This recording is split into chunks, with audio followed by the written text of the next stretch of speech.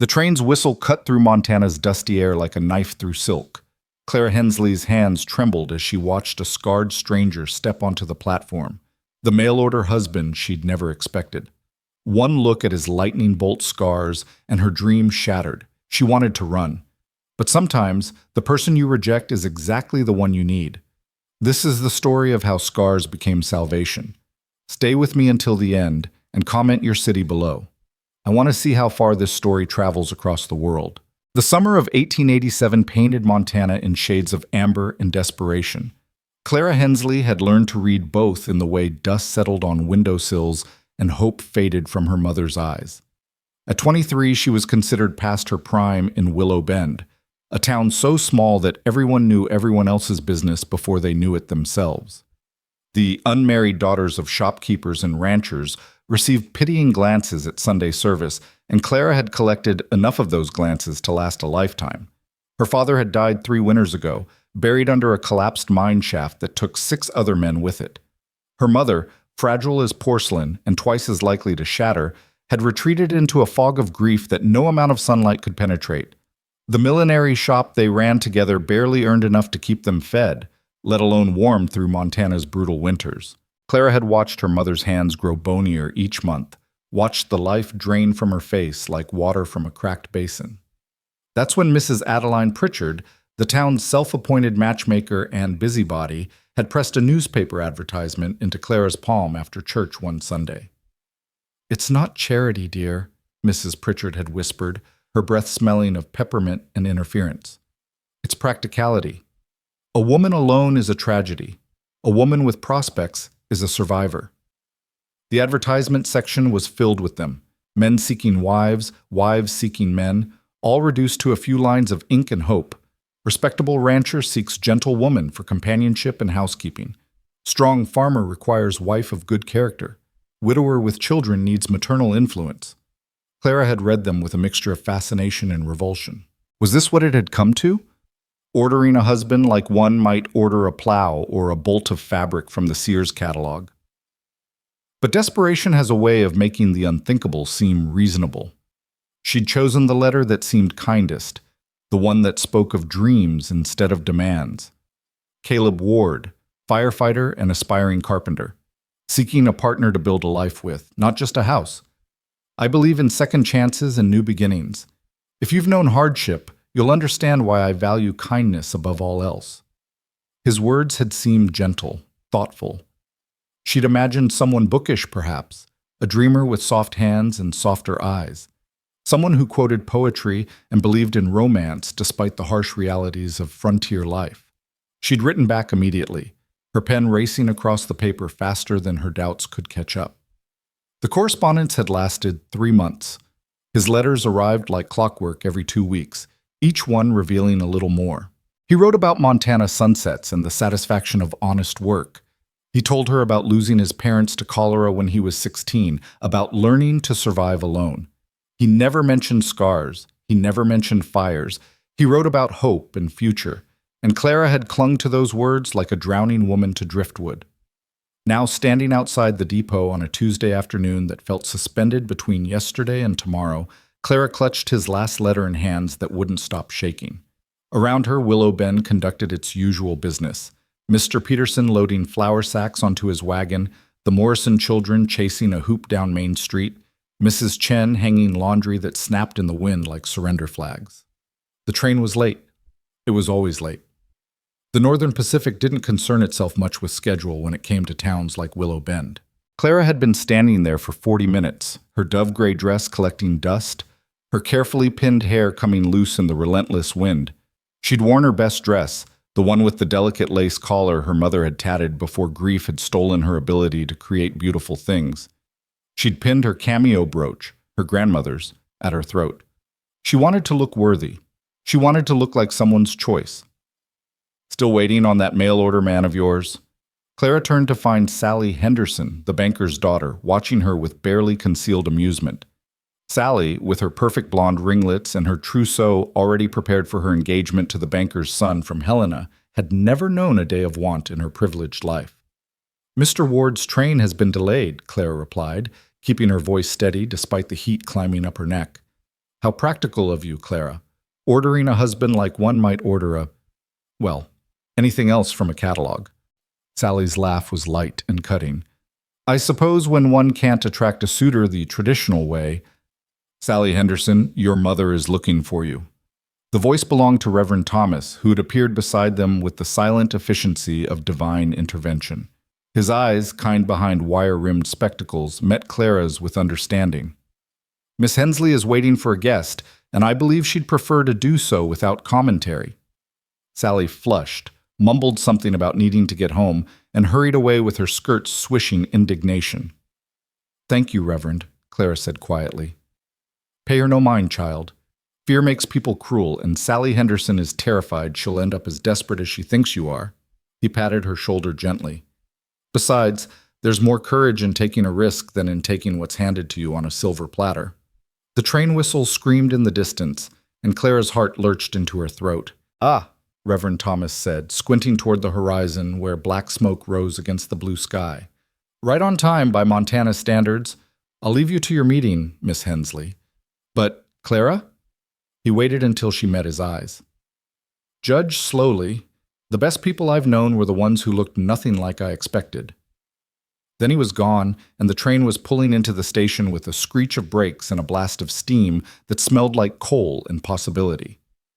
Clara's mouth went dry. Her carefully prepared greeting evaporated from her mind like morning dew. She clutched the letter harder, her knuckles white against the paper. The passenger car door opened. 3 people descended.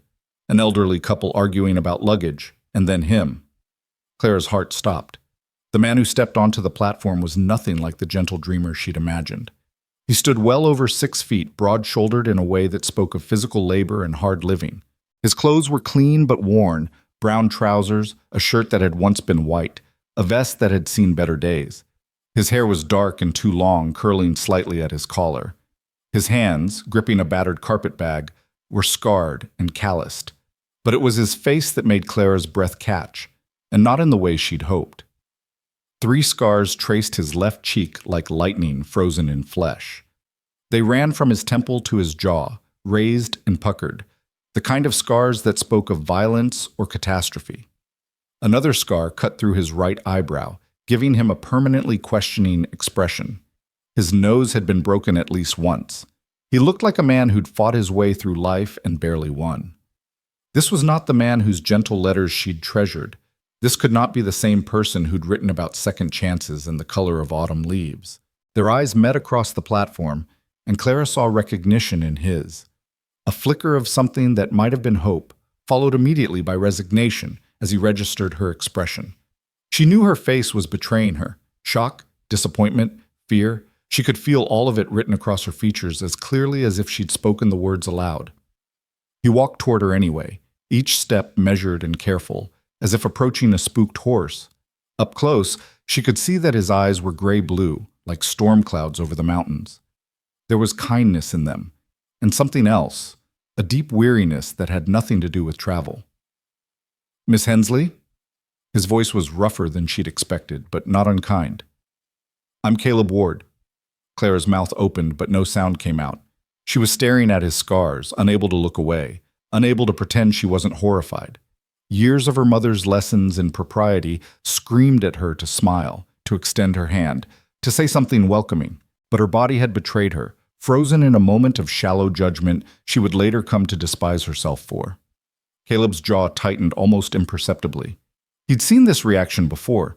She could tell by the way his shoulders set, the way his eyes shuddered like windows closing against a storm. I apologize, he said quietly, and his formality was worse than anger would have been. I should have been more forthcoming in my letters about my appearance. It was unfair of me to surprise you this way. Clara finally found her voice, but it came out thin and uncertain. I wasn't expecting scars. He finished her sentence, saving her from having to say it. No, I don't imagine you were. He set down his carpet bag and reached into his vest pocket, pulling out a small velvet box. This was my mother's ring. I'd intended to offer it to you properly, but I can see that won't be necessary. He held it out to her, and Clara automatically took it, her fingers brushing his. His hands were warm, despite the calluses, and she pulled back as if burned. Mr. Ward, please, You don't need to explain, Miss Hensley. A woman has every right to certain expectations in a husband. I should have included a photograph, though I doubt it would have helped matters. His smile was brief and didn't reach his eyes. The boarding house is just down the street, isn't it? Perhaps you could direct me there. I'll stay the night and catch tomorrow's train back. Back? The word escaped before Clara could stop it. To wherever the rails take me. There's always work for someone willing to do it, and I'm not particular about location. He picked up his bag again. I'm sorry to have wasted your time, Miss Hensley. Truly. You seem like a kind person, and you deserve someone who doesn't make you flinch when you look at him. The accuracy of his observation cut deeper than any accusation could have. Clara felt shame flood through her, hot and nauseating. She wanted to protest, to say he was wrong, but they both knew he wasn't. Her reaction had been written all over her face, as legible as the words in his letters. Mrs. Pritchard's boarding house, she managed, pointing down Main Street. The yellow house with the white shutters. She'll have a room. Thank you. He touched the brim of his hat, a gesture of respect she absolutely did not deserve, and walked past her toward town. Clara stood frozen on the platform, the velvet box heavy in her hand, watching his retreating back.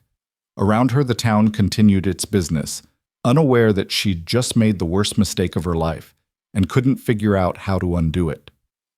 "That your mail order, man?" Mr. Peterson called from his wagon. "Bit rough-looking, ain't he?" Clara didn't answer. She opened the velvet box with trembling fingers. Inside, nestled on a bed of faded silk, was a simple gold band with a small garnet stone. It was beautiful in its simplicity, the kind of ring a man of modest means might save months to afford, the kind of ring that represented sacrifice and hope. She snapped the box shut and pressed it against her chest, where her heart was pounding out a rhythm that felt like regret. By the time she reached Mrs. Pritchard's boarding house, word had already spread. Of course it had. In Willow Bend, news traveled faster than telegraph signals. The curtains twitched as she climbed the porch steps. Inside, she could hear Mrs. Pritchard's voice, too cheerful, too loud. "Such a nice room, Mr. Ward. We don't get many visitors this time of year, so you'll have your choice of accommodations." Clara opened the door without knocking. Mrs. Pritchard stood in the hallway, all bustling efficiency and barely concealed curiosity. Caleb stood near the stairs, his carpetbag still in hand, looking like a man who'd learned not to unpack until he was certain he was welcome. "Miss Hensley!" Mrs. Pritchard's eyes darted between them like a bird spotting crumbs. "How wonderful. I was just getting Mr. Ward settled. You'll both join us for dinner, of course. We eat at 6 sharp, and I won't take no for an answer." "Actually," Caleb interrupted gently, "I was planning to take my meal in my room, if that's acceptable. It's been a long journey." "Nonsense," Mrs. Pritchard flapped her hands dismissively. "You've come all this way to meet Miss Hensley. The least we can do is provide a proper welcome dinner. The boarding table may not be fancy, but the company is warm, and that counts for something." Clara watched Caleb's jaw work as he searched for a polite refusal. The boarding house dinner table was notorious in Willow Bend, not for the food, which was adequate, but for the interrogation that accompanied it. Mrs. Pritchard and her rotating cast of boarders could extract a person's life story faster than a dentist could pull a tooth, and with considerably less anesthetic. "I'll be there," Clara heard herself say. Both Mrs. Pritchard and Caleb looked at her in surprise. "For dinner, at 6. She didn't know why she said it. Maybe it was the defeat in Caleb's shoulders. Maybe it was the weight of the ring box in her pocket. Maybe it was the memory of Reverend Thomas's words, "Judge slowly." Caleb's expression didn't change, but something flickered in his eyes, surprise perhaps, or suspicion. "You don't need to do that, Miss Hensley." "I know." She met his gaze and held it, despite the scars, despite her discomfort. "But you came all this way. The least I can do is share a meal with you before you leave." "Well," Mrs. Pritchard clapped her hands together, delighted. "That's settled then. Mr. Ward, you're in room 3 at the top of the stairs. Miss Hensley, you'll return at 6. Clara nodded and fled before anyone could say anything else. She walked home in a daze, barely seeing the familiar streets, nearly colliding with Dr. Morrison's buggy at the corner of Main and Oak. Her mother was in the back room of the shop when Clara arrived. bent over a hat frame with the kind of concentration that meant she was having one of her better days. "How did it go, dear?" Her mother's voice was soft, hopeful in a way that made Clara's throat tighten. "He's not what I expected, Mama." Her mother looked up, and Clara was startled to see clarity in her eyes, the kind that had been rare since Papa died. "Is he cruel? Unkind?" "No, nothing like that. He seems gentle, actually, but he's—" She stopped, unsure how to explain. "He has scars, Mama, bad ones, on his face. He looks like he's been through something terrible." Her mother set down the hat frame and folded her hands in her lap, a gesture Clara remembered from childhood, from before grief had stolen the woman she used to be. "Your father," her mother said slowly, "had scars too. Did I ever tell you that?" Clara shook her head, moving closer. "On his back, from when he was a boy. His own father used to take a belt to him when he was drunk, which was often." Her mother's voice was steady, matter-of-fact. "The first time I saw them, I cried. I couldn't imagine how much pain he must have endured. But do you know what your father told me?" "What?" "He said, 'These scars mean I survived, and surviving means I get to be here with you now.'" Her mother reached out and took Clara's hand. "Scars tell stories, sweetheart. Sometimes the stories are more important than the scars themselves." Clara felt tears prick her eyes. "I don't know if I can do this, Mama." "Can't do what? Share a dinner with a stranger, or look past the surface of things to see what's underneath?" Her mother squeezed her hand. "The Clara I raised is braver than that."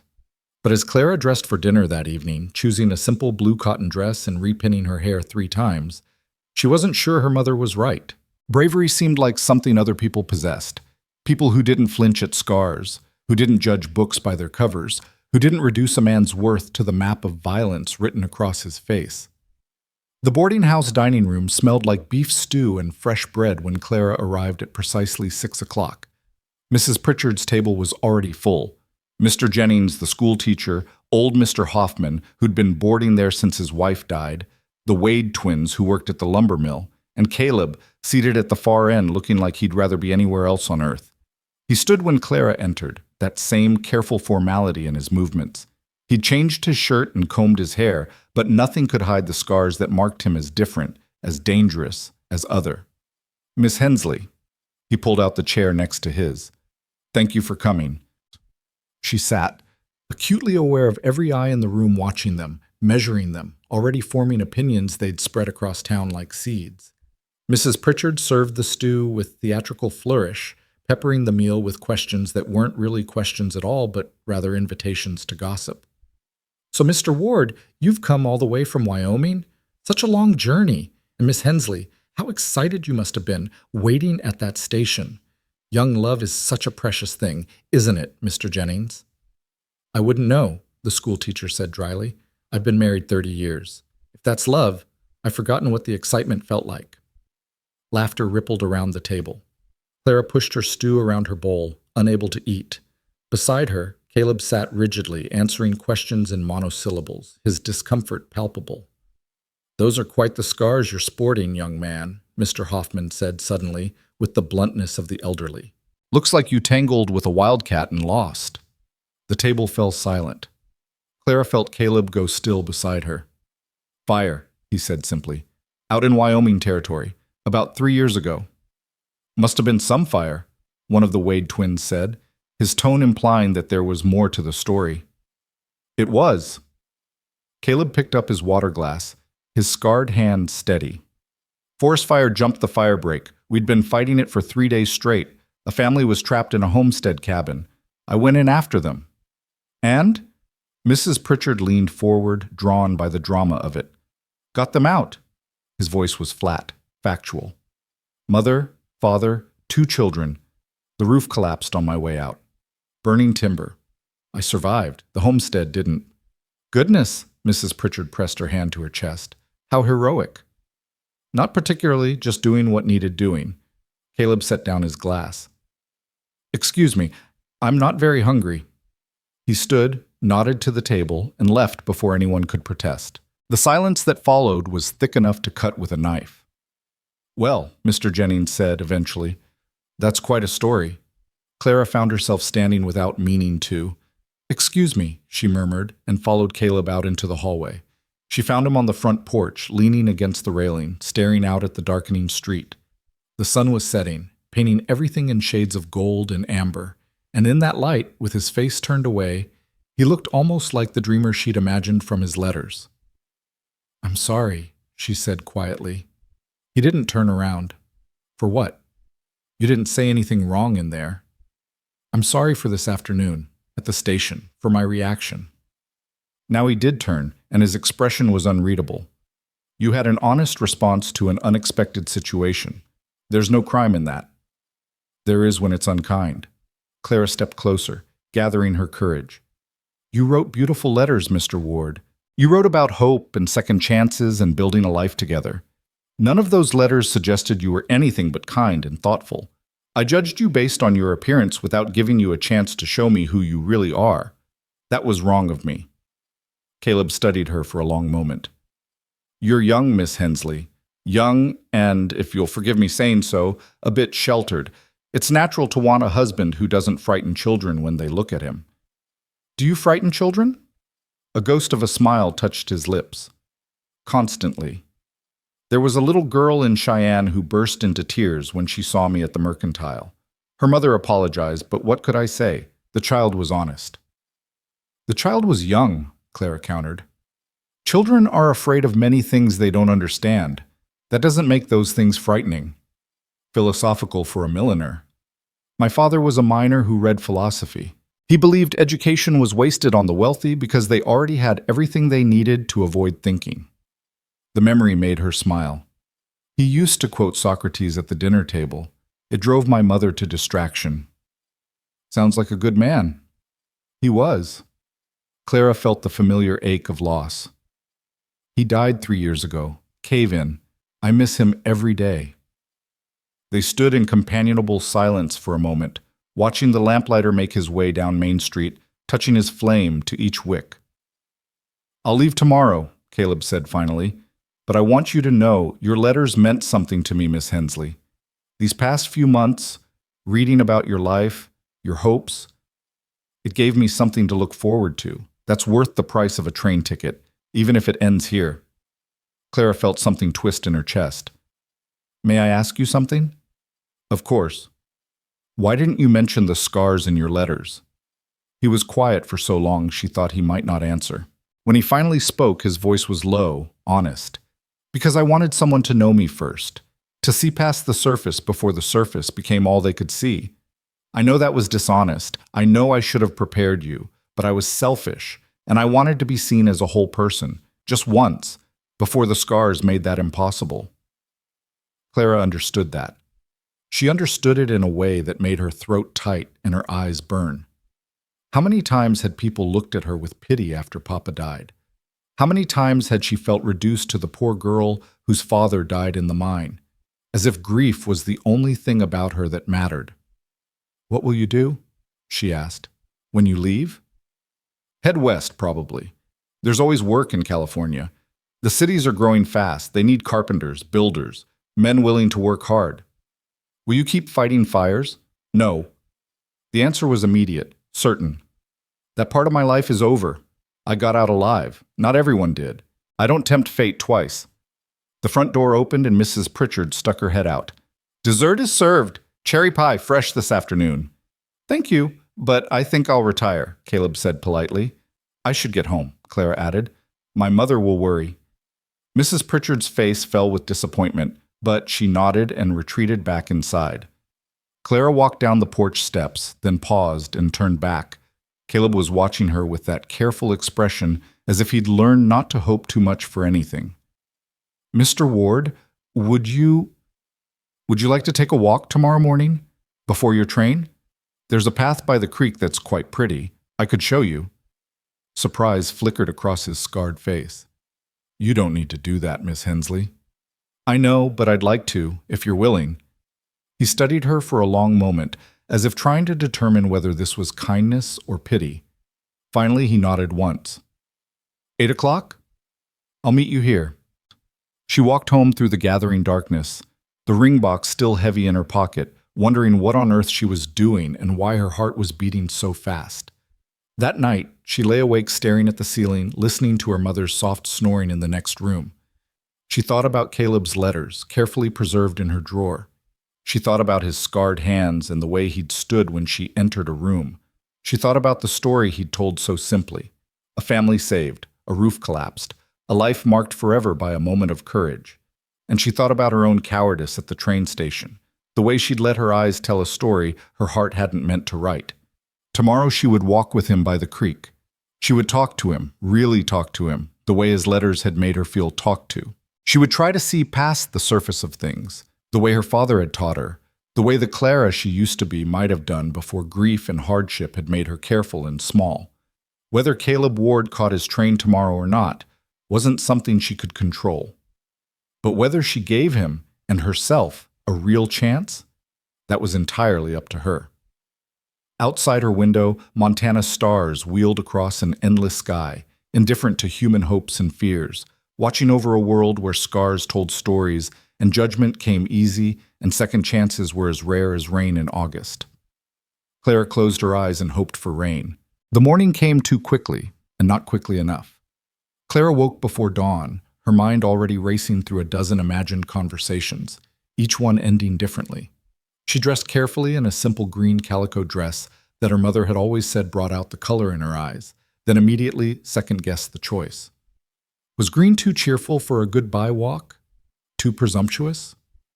She changed into the blue cotton from last night, then back to the green, until her mother's voice drifted through the door. "Clara, dear, you'll wear a hole in the floorboards with all that pacing." She opened the door to find her mother already dressed, standing straighter than she had in months. There was color in her cheeks and clarity in her eyes that made Clara's chest tighten with hope and fear in equal measure. Good days were precious because they reminded her of what had been lost. Bad days were easier because she'd grown accustomed to the grief. "I'm meeting Mr. Ward for a walk," Clara said, smoothing her skirts for the 100th time, "before his train leaves." Her mother moved closer, reaching up to adjust Clara's collar with fingers that barely trembled. "You're nervous." "I made such a fool of myself yesterday, Mama. The way I looked at him, the way I—" She stopped, swallowing hard. "He must think I'm the most shallow, vapid creature in Montana territory. Or he thinks you're human." Her mother's hand settled on Clara's shoulders. "We all have moments we're not proud of, sweetheart. What matters is what you do next. Are you walking with him out of guilt or genuine interest?" Clara considered the question honestly. Last night, lying awake, she'd reread 3 of his letters by candlelight. The words had painted a picture of someone thoughtful and kind, someone who noticed the way light fell through leaves and the sound of rain on a tin roof. Someone who wrote about loneliness without self-pity and hope without naivety. The disconnect between those letters and the scarred stranger at the station had kept her awake until nearly midnight. "I don't know yet," she admitted, "but I'd like to find out." Her mother smiled, a real smile that reached her eyes for the first time in recent memory. "Then that's reason enough. Go. And Clara, trust your instincts, not the ones that react in fear, but the deeper ones. The ones your father gave you." Clara kissed her mother's cheek and left before she could change her mind again. The walk to Mrs. Pritchard's boarding house took 10 minutes at a normal pace. Clara managed to stretch it to 20 by stopping to examine the Morrisons' roses, retying her bootlaces twice, and standing in front of the general store, pretending to study the window display of canned goods and farming equipment. By the time she climbed the boarding house steps, it was 3 minutes past 8, and her heart was hammering against her ribs. Caleb was already waiting on the porch, dressed in the same worn clothes from yesterday, but looking somehow different in the morning light. He'd shaved, she noticed, though the razor had carefully navigated around the scars on his left cheek. His hair was damp, combed back from his face. He stood when he saw her, that same careful formality in his posture. "Miss Hensley, I was beginning to think you'd reconsidered." "I'm sorry, I got delayed." She gestured vaguely toward town, not wanting to admit she'd been standing in front of Chen's general store, gathering courage like a child preparing to jump into cold water. "It's fine. I was just—" He trailed off, looking oddly uncertain for a man his size. To be honest, I was preparing myself for disappointment. It wouldn't be the first time. The admission was so vulnerable, so unguarded, that Clara felt something shift in her chest. Has this happened before? With other arrangements? Once, in Wyoming, a widow with 3 children. She took one look at me and said she couldn't bear to have her children frightened in their own home. He said it matter-of-factly, but Clara heard the hurt beneath the words. Can't say I blamed her. Children deserve to feel safe. Children also deserve to learn that different doesn't mean dangerous, Clara said, surprising herself with the sharpness in her voice. That woman taught them to judge by appearances. What a terrible lesson. Caleb's eyebrows rose slightly. You're defending me. Yesterday you could barely look at me. Yesterday, I was being exactly like that woman. Today, I'm trying to be better. She met his eyes, forcing herself not to look away from the scars. Shall we walk? The creek path is this way. They fell into step beside each other, heading toward the edge of town where buildings gave way to open land and the sound of water over rocks. For the first few minutes, neither spoke. Clara was acutely aware of the distance between them, proper and careful, as if an invisible chaperone walked alongside. She was also aware of the curtains twitching in windows they passed. By noon, all of Willow Bend would know she'd gone walking with the scarred stranger. By evening, they'd have invented 6 different versions of what had been said. Your letters mentioned a millinery shop, Caleb said finally, breaking the silence. Do you enjoy the work? Some days more than others. I'm better at the business side than the creative side. My mother is the artist. She can take a piece of ribbon and some wire and create something beautiful. I mostly handle the customers and the accounts. She paused, considering. Before Papa died, I wanted to be a teacher. But after, well, plans change. Teaching's a good profession, important. What about you? Your letters mentioned carpentry. Is that what you really want to do, or just what's practical? He considered the question as they passed the last house and started down the narrow path toward the creek. Wildflowers grew thick on either side, Indian paintbrush and lupine, columbine and aster. The morning air smelled like sage and possibility. Both, I suppose. I like working with my hands, creating things that last. There's satisfaction in building something from nothing, watching it take shape piece by piece. He flexed his scarred fingers, studying them as if they belonged to someone else. Though I'll admit, detailed finish work is harder now. The burns affected my grip. But framing, rough carpentry, I can still do that well enough. How did you end up fighting fires?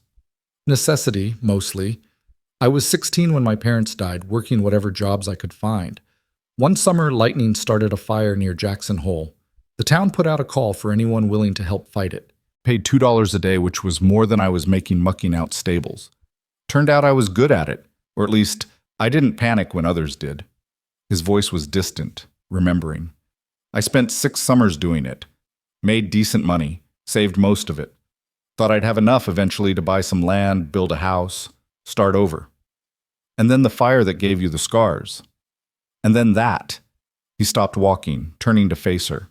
The creek burbled behind him, and morning sunlight filtered through cottonwood trees, dappling everything in moving shadows. Miss Hensley, I want to be honest with you about something. Clara's stomach clenched. All right. When I wrote those letters, I was writing to an idea of a person as much as to you specifically. I was lonely, and I was tired, and I wanted to believe in the possibility of a fresh start.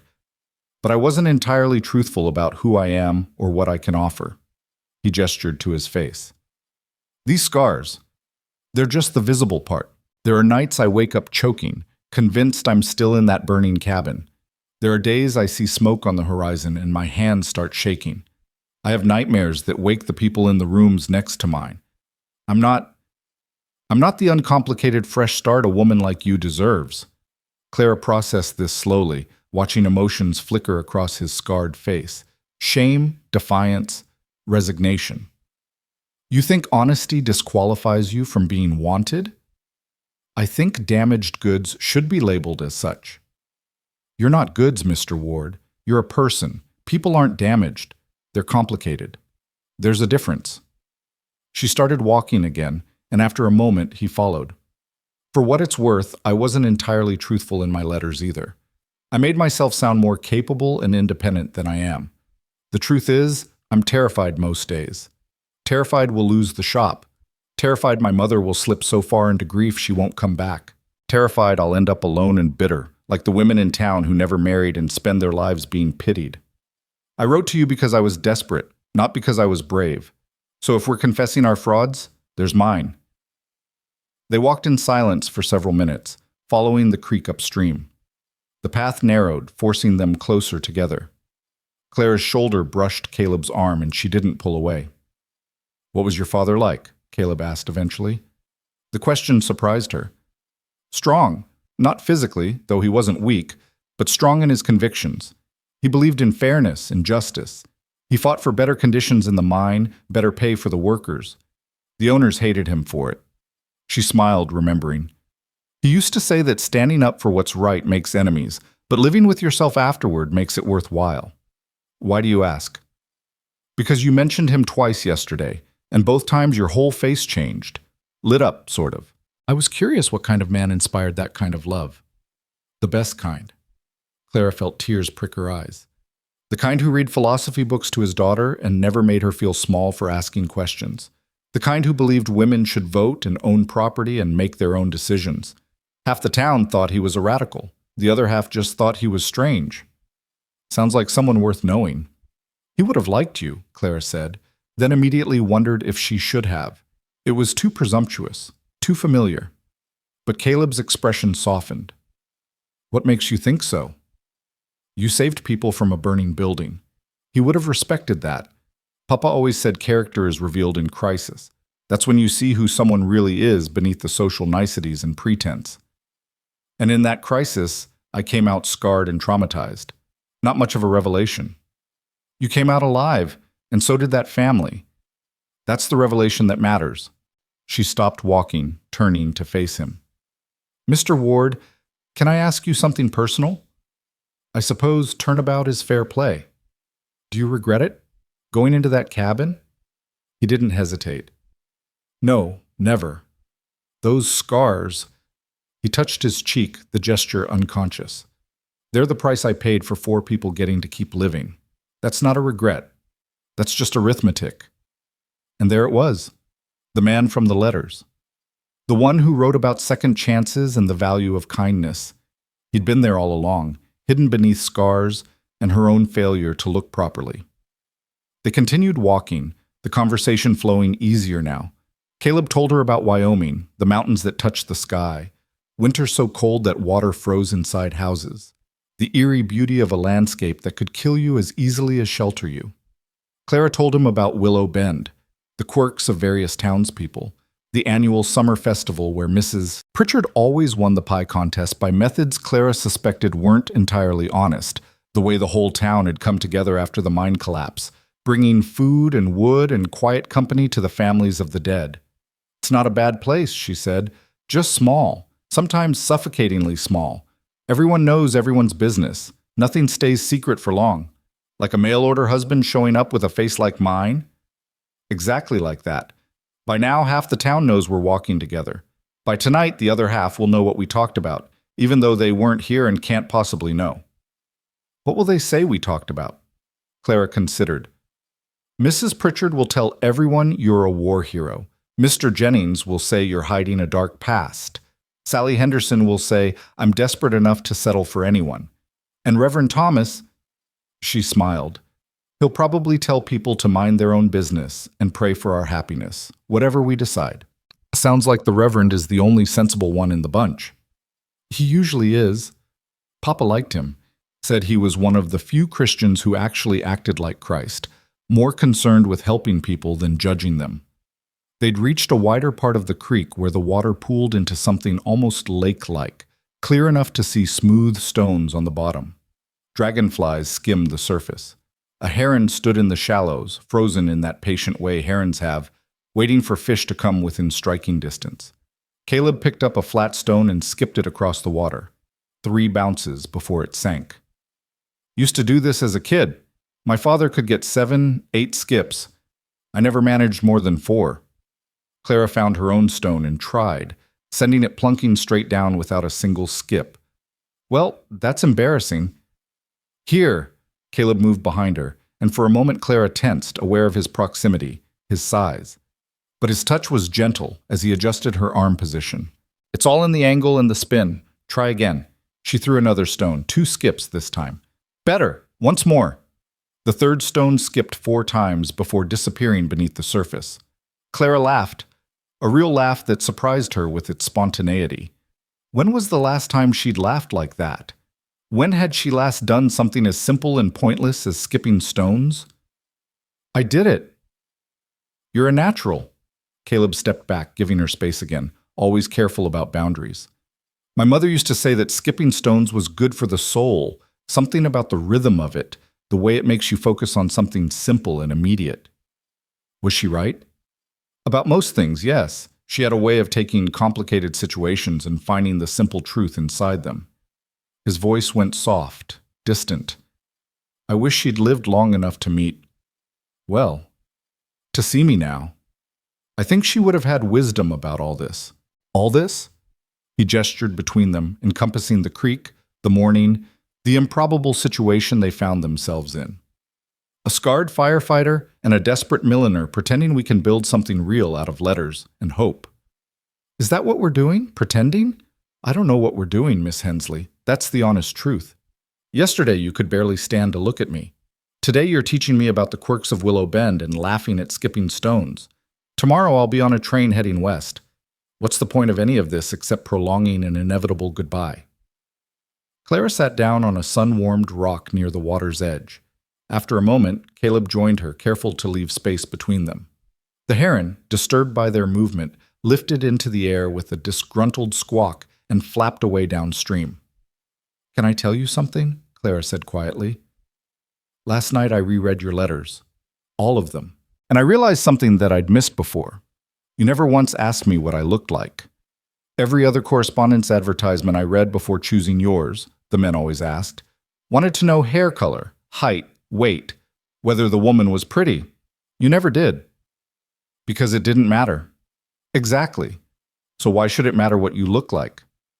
Caleb turned to face her, and in the bright morning light, the scars were stark and terrible and somehow less frightening than they'd been yesterday. Because we're not the same, Miss Hensley. Men can be scarred and ruined and still be valued for what they can do. Women are valued for how they look. That's not fair, but it's true. My scars are an inconvenience. Yours would be a catastrophe. That's a bleak view of the world. That's a realistic view of the world. He picked up a pebble, turning it over in his scarred fingers. I've been in enough towns, worked enough jobs, seen enough reactions to know how it works. People judge what they can see. It's human nature. I don't blame you for your initial reaction because it was honest. What I can't figure out is why you're being kind to me now. Is it guilt, pity, or are you just a better person than most? Maybe I'm just curious, Clara said. Maybe I want to know if the man who wrote those letters actually exists, or if he was just ink and imagination. And if he doesn't exist? If I'm just a scarred, broken-down firefighter with nightmares and a carpetbag full of regrets? Then at least I'll know, and so will you. She met his eyes, holding his gaze. But I don't think that's who you are. I think you're scared, and I think you're hurt, and I think you've learned to expect rejection so thoroughly that you're trying to make me reject you now before it hurts worse later. Caleb stared at her for a long moment, something complicated working across his features. You're more perceptive than I gave you credit for. Most people are more complicated than we give them credit for. That's what Papa used to say. She stood, brushing dirt from her skirts. Your train leaves at 2 o'clock, doesn't it? Yes. Then we have time. Come on. Time for what? For you to meet some people. Real people, not just boarding house gossips. And for me to prove that this town isn't entirely made up of shallow, judgmental fools. Caleb stood slowly, uncertainty written across his face. Miss Hensley, Clara, if we're going to walk around town together, you should probably call me Clara. Clara, then. But I should warn you, being seen with me isn't going to help your reputation. My reputation survived my father's death and my subsequent poverty. I think it can survive a walk with an honest man. She started back down the path toward town, not waiting to see if he'd follow. She heard his footsteps behind her a moment later. The walk back took them through the heart of Willow Bend, where the morning was fully awake now. Shopkeepers swept storefronts, children chased each other through alleys, and the smell of fresh bread drifted from the bakery. Clara was aware of every head that turned, every conversation that paused as they passed. Let them look. Let them talk. She was tired of living her life according to other people's judgments. Their first stop was the schoolhouse, a white clapboard building on the edge of town with a bell tower that hadn't worked properly since Clara was a child. Mr. Jennings was inside, writing mathematics problems on the blackboard in his careful, methodical hand. "Miss Hensley!" He looked up in surprise, chalk dust coating his fingers. "And Mr. Ward. I didn't expect to see you both this morning." "Mr. Ward is interested in the town," Clara said, which wasn't entirely true but wasn't entirely false either. "I thought he might like to see the school. You mentioned last night that you're looking for someone to repair the roof?" Mr. Jennings' expression shifted from surprise to cautious interest. "That's right. It leaks something terrible when it rains. School board approved funds for repairs, but we haven't found anyone willing to take on the job for what we can pay. Most of the carpenters around here are busy with their own projects." "I could take a look at it," Caleb said quietly, "if you'd like." "You do carpentry work?" "Yes, sir. Framing, roofing, general repairs. I'm no finished carpenter, but I know my way around structural work." Mr. Jennings set down his chalk, studying Caleb with the same assessing gaze he probably used on students who claimed the dog ate their homework. "You'd be willing to climb up there and assess the damage?" "Right now, if you have a ladder." 10 minutes later, Caleb was on the schoolhouse roof while Mr. Jennings and Clara stood in the yard watching. Caleb moved with confidence across the pitched surface, examining shingles, checking the flashing around the chimney, testing boards with careful pressure. "How bad is it?" Mr. Jennings called up. "Bad enough. You've got rot in 3 of the support beams, and half these shingles need replacing. The flashing's shot completely." Caleb made his way back to the ladder, climbing down with practiced ease. "It's a 2-week job, maybe 3.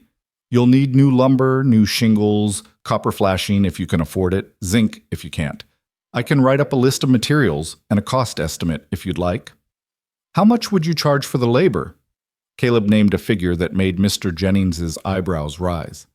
"That's very reasonable. Almost suspiciously reasonable. It's fair for the work, and I'm not in a position to overcharge. I need the work more than the work needs me." Caleb pulled a small notebook and pencil from his vest pocket, flipping to a clean page. "Give me an hour and I'll have that materials list for you. You can take it to the school board, get their approval. If they agree, I can start as soon as the lumber arrives."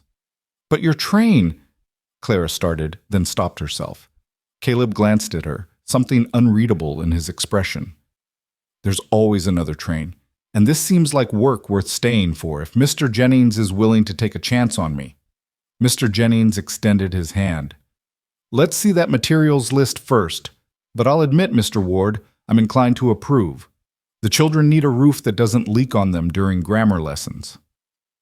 They shook hands, and Clara felt something flutter in her chest that might have been hope or might have been terror. Caleb wasn't leaving today, which meant another day, another chance, another opportunity to figure out if this strange connection between them was real or imagined. As they left the schoolhouse, Clara noticed Caleb was smiling, not broadly, but enough that it changed his whole face. The scars were still there, still visible, but somehow they seemed less defining when his expression was unguarded. "That was kind of you," she said, "offering to do the work for so little." "It's not kindness. It's practicality. I need work. They need repairs. Everyone benefits." He tucked the notebook back into his pocket. "Though I'll admit it gives me a reason to stay in Willow Bend a while longer. See if there's anything here worth staying for." The implication hung in the air between them. Clara felt heat climb into her cheeks. "Where to next?" Caleb asked, seeming not to notice her blush. "The general store. Mr. Chen is the kindest man in Willow Bend, and his wife makes the best dumplings you've ever tasted. If anyone can make you feel welcome here, it's them." Chen's general store occupied a corner lot with big windows that let in light and displayed everything from bolts of fabric to farming equipment. Inside, the air smelled like tea and ginger and the particular mustiness of a place that sold everything anyone might need. Mr. Chen stood behind the counter, sorting through a shipment of canned goods, while his wife reorganized the fabric section in the back. "Miss Hensley!" Mr. Chen's face brightened. "Your mother's special thread came in. I set it aside for you, the crimson she requested." "Thank you, Mr. Chen. I'll pick it up later." Clara gestured to Caleb. "This is Mr. Ward. He's going to be staying in Willow Bend for a while, working on the schoolhouse roof. I wanted to introduce him to you and Mrs. Chen." If Mr. Chen noticed Caleb's scars, he gave no indication. He simply bowed slightly, a gesture from his homeland that he'd maintained despite 30 years in Montana, and smiled warmly. "Welcome to Willow Bend, Mr. Ward. Any friend of Miss Hensley's is welcome here. Are you needing supplies? I can offer very good prices for workers. Community discount." "I'll likely be needing lumber and roofing materials soon," Caleb said, "but I'll have to see what the school board approves first.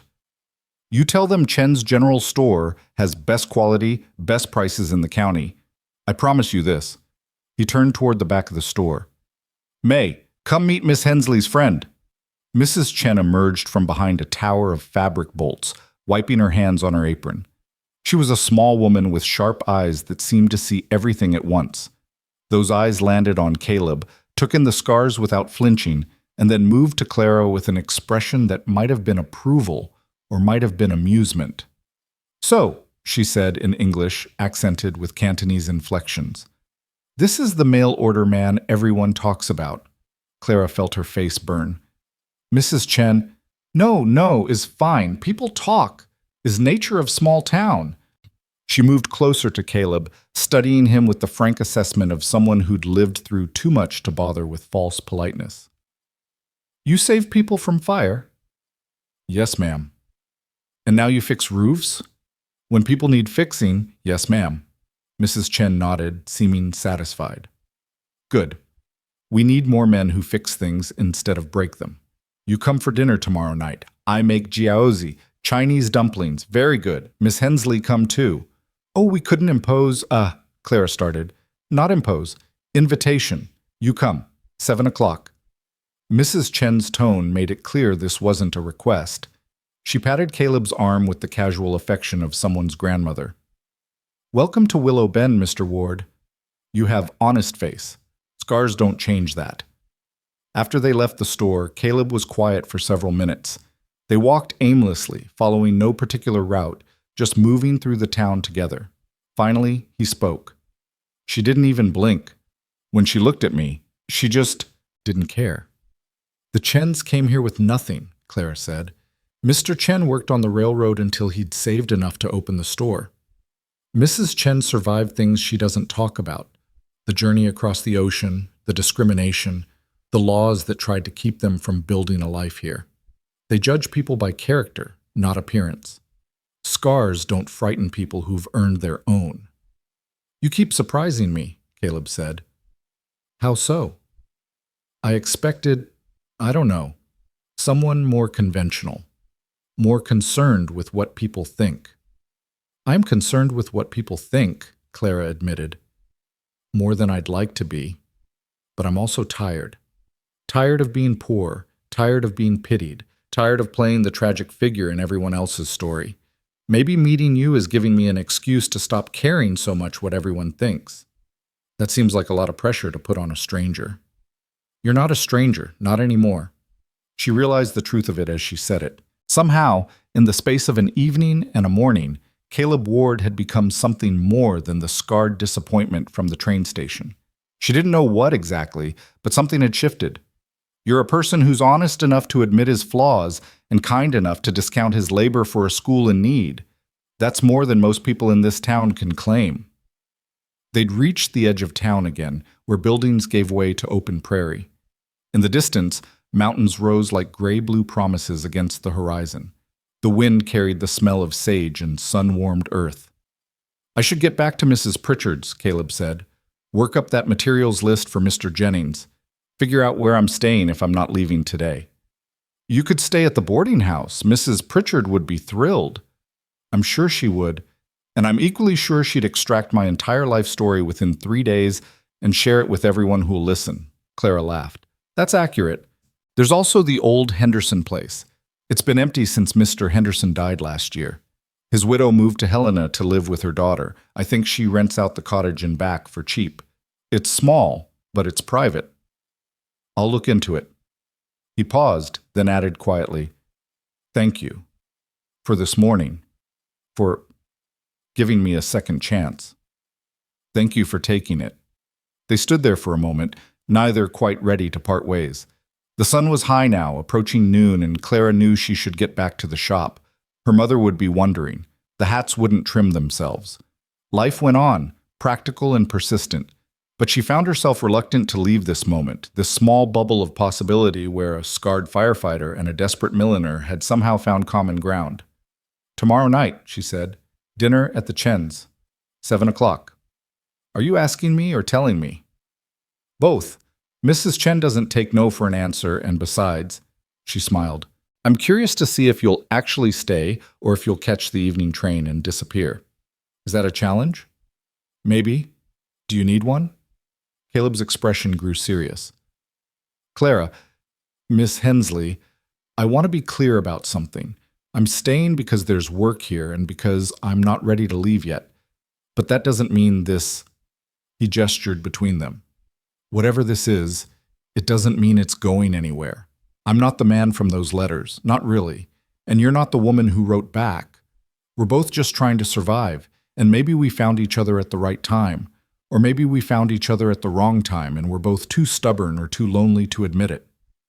That's very philosophical for a carpenter. I read books too. My mother made sure of that, even when we had nothing else. Clara studied his face. The scars, yes, but also the eyes that held intelligence and pain in equal measure. The mouth that could smile despite everything it had seen. The careful way he held himself, as if always prepared for rejection. Here's what I think, she said. I think we're both scared. I think we both wrote letters to strangers because real people are messy and complicated and frightening. I think yesterday I saw your scars and panicked because they forced me to confront the fact that you're a real person with real history, not just a convenient solution to my problems.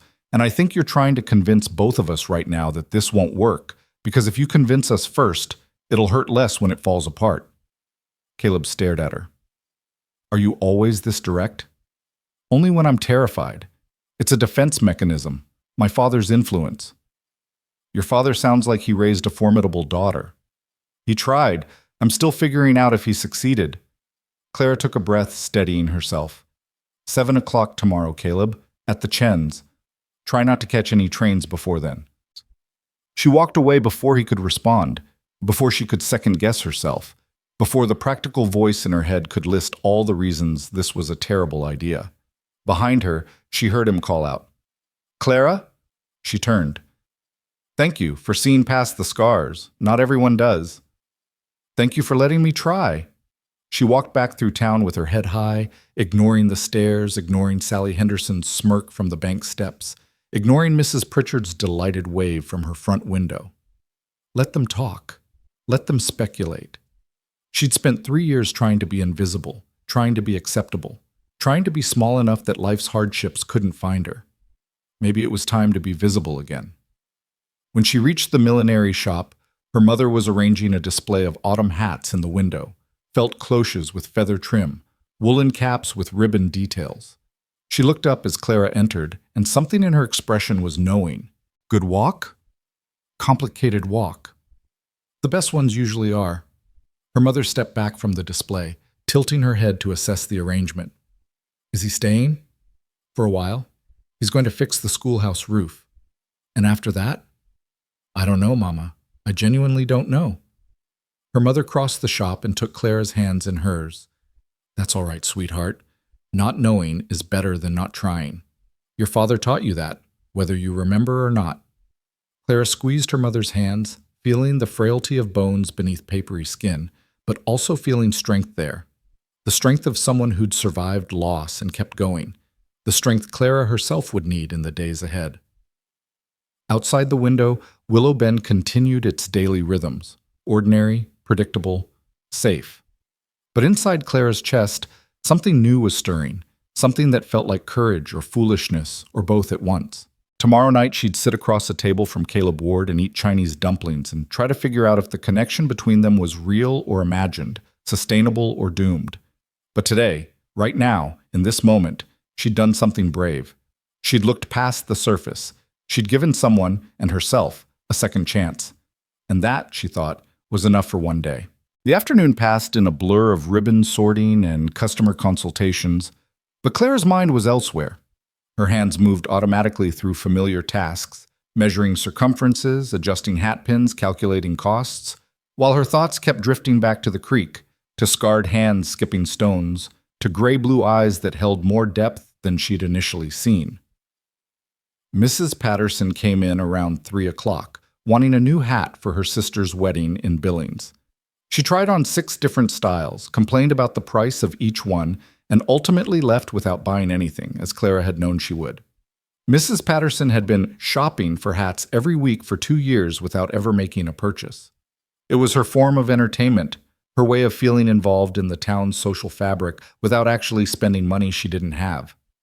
That woman could talk the ears off a cornstalk, Clara's mother said after Mrs. Patterson finally departed, the bell above the door jangling her exit. "Did she mention your mail order man?" 3 times. Apparently he's either a dangerous criminal hiding from the law, a con artist planning to rob the town blind, or a tragically heroic figure worthy of a dime novel. She couldn't decide which story she preferred. Her mother laughed, a real laugh that seemed to surprise them both. People do love their narratives. The truth is usually much less interesting than what they invent. "What do you think the truth is, Mama?" Her mother considered the question while straightening a display of silk flowers. "I think he's a man who's been hurt and is trying to start over. I think you're a woman who's been hurt and is trying to do the same. Whether that makes you compatible or just 2 broken pieces that don't fit together, well, time will tell that story, not speculation." Clara wanted to believe her mother was right, that time would clarify everything. But time had a way of complicating things as often as it clarified them. Still, she nodded and returned to her work, trying to focus on the immediate and tangible rather than the uncertain future.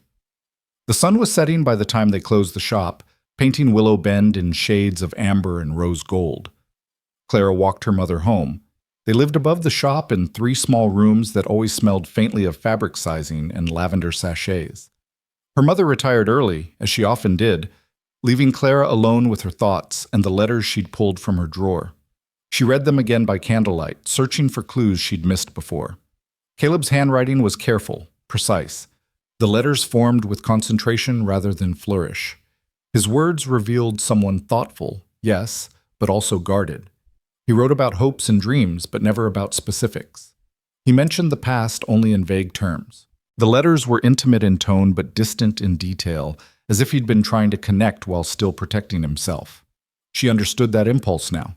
She'd done the same thing in her own letters, presenting a version of herself that was true but incomplete. The brave Clara who didn't cry herself to sleep some nights, the capable Clara who never felt overwhelmed by responsibility. The hopeful Clara who didn't sometimes wonder if her life would ever be more than survival. Around 9 o'clock, a knock came at the door downstairs. Clara's first instinct was to ignore it. Nothing good came from visitors after dark. But the knock came again, persistent but not aggressive, and she found herself descending the narrow staircase with a candle in hand. Through the glass door panel, she could see Reverend Thomas standing on the stoop, his face illuminated by the street lamp. "Reverend?" She opened the door, surprised. "Is everything all right?" "Everything's fine, Clara. I apologize for the late hour." He glanced past her up the stairs. "Is your mother resting?" "Yes, she went to bed early." "Good. Actually, it's you I came to see. May I come in for a moment?" Clara led him into the shop, lighting 2 more candles to push back the shadows. Reverend Thomas settled onto the small settee they kept for customers, looking oddly informal without his usual Sunday vestments. He wore simple brown trousers and a white shirt, the collar open at the throat. He looked less like a spiritual authority and more like someone's kind grandfather. "I heard you spent the morning with Mr. Ward," he said without preamble. Clara felt defensive walls rise instinctively. Is that why you're here? To lecture me about propriety?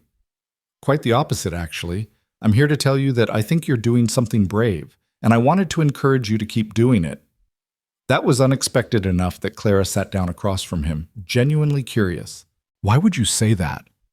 Because I spent an hour this afternoon talking with Caleb Ward, and I found him to be one of the most genuinely decent men I've met in my 15 years in Willow Bend. But I also saw how people looked at him when we walked together through town. How they stared, whispered, judged. How children pointed and mothers pulled them away. Reverend Thomas leaned forward, his expression earnest. That man has been marked by his courage, Clara, and people are punishing him for it. Someone needs to see past those marks to the person beneath. I'm glad it's you. I'm not sure I deserve that credit, Clara said quietly. You saw my reaction at the train station yesterday. I was as shallow and judgmental as everyone else. But you recognized it and chose differently. That's what matters. The first reaction is instinct, sometimes prejudice, sometimes fear. The second reaction, the considered one, that's character. He paused, studying her face. He told me about the letters you exchanged, about his decision not to mention the scars. He feels quite guilty about it. He shouldn't. I wasn't honest either. I made myself sound more confident and capable than I am. Perhaps you're both more capable than you think, separately and together. Reverend Thomas stood, preparing to leave. I won't keep you. I just wanted you to know that whatever you decide about Mr. Ward, whatever happens between you, you have my support. Not everyone will approve. Mrs. Henderson has already expressed her concerns to me, and Sally was quite vocal about it, but approval and rightness aren't always the same thing. What did Mrs. Henderson say? That you're being foolish and desperate, and that Mr. Ward looks like the kind of man who might murder someone in their sleep. He said it matter-of-factly, and Clara felt anger flash hot in her chest. That's monstrous. She doesn't even know him. No, but she knows fear, and she's fluent in judgment. Many people are. He moved toward the door, then turned back. One more thing, Clara. Mr. Ward asked me where he might rent a room or small cottage. I told him about the Henderson place, as you suggested, but also about the old Carmichael cabin. You remember it? Clara did. The Carmichael cabin sat about a mile outside town, a small structure that had been empty since old man Carmichael died 2 winters ago. His children had inherited it but lived back east and had no interest in Montana property. It had sat vacant and slowly deteriorating ever since. It needs work, Reverend Thomas continued, but it's sturdy enough, and the church has been maintaining the property taxes, hoping to eventually turn it into housing for missionaries passing through. But Mr. Ward could stay there if he's willing to fix it up in exchange for free rent. Seems like it might suit you both, him getting privacy and a project, the church getting repairs we can't afford to pay for otherwise. That's generous of you. That's practical, and it gives Mr. Ward a reason to stay longer than just the schoolhouse roof, assuming that's something you'd want. Clara met his eyes, seeing kindness there, but also knowing. Is it that obvious? Only to someone paying attention. And Clara? Pay attention to your instincts, the deep ones, not the frightened ones. They'll tell you what's true. After he left, Clara sat in the darkened shop for a long time, surrounded by hats that represented other people's celebrations and milestones. Weddings, funerals, Sunday services, social calls. Each hat was a costume for the life someone wanted to project. But what did she want?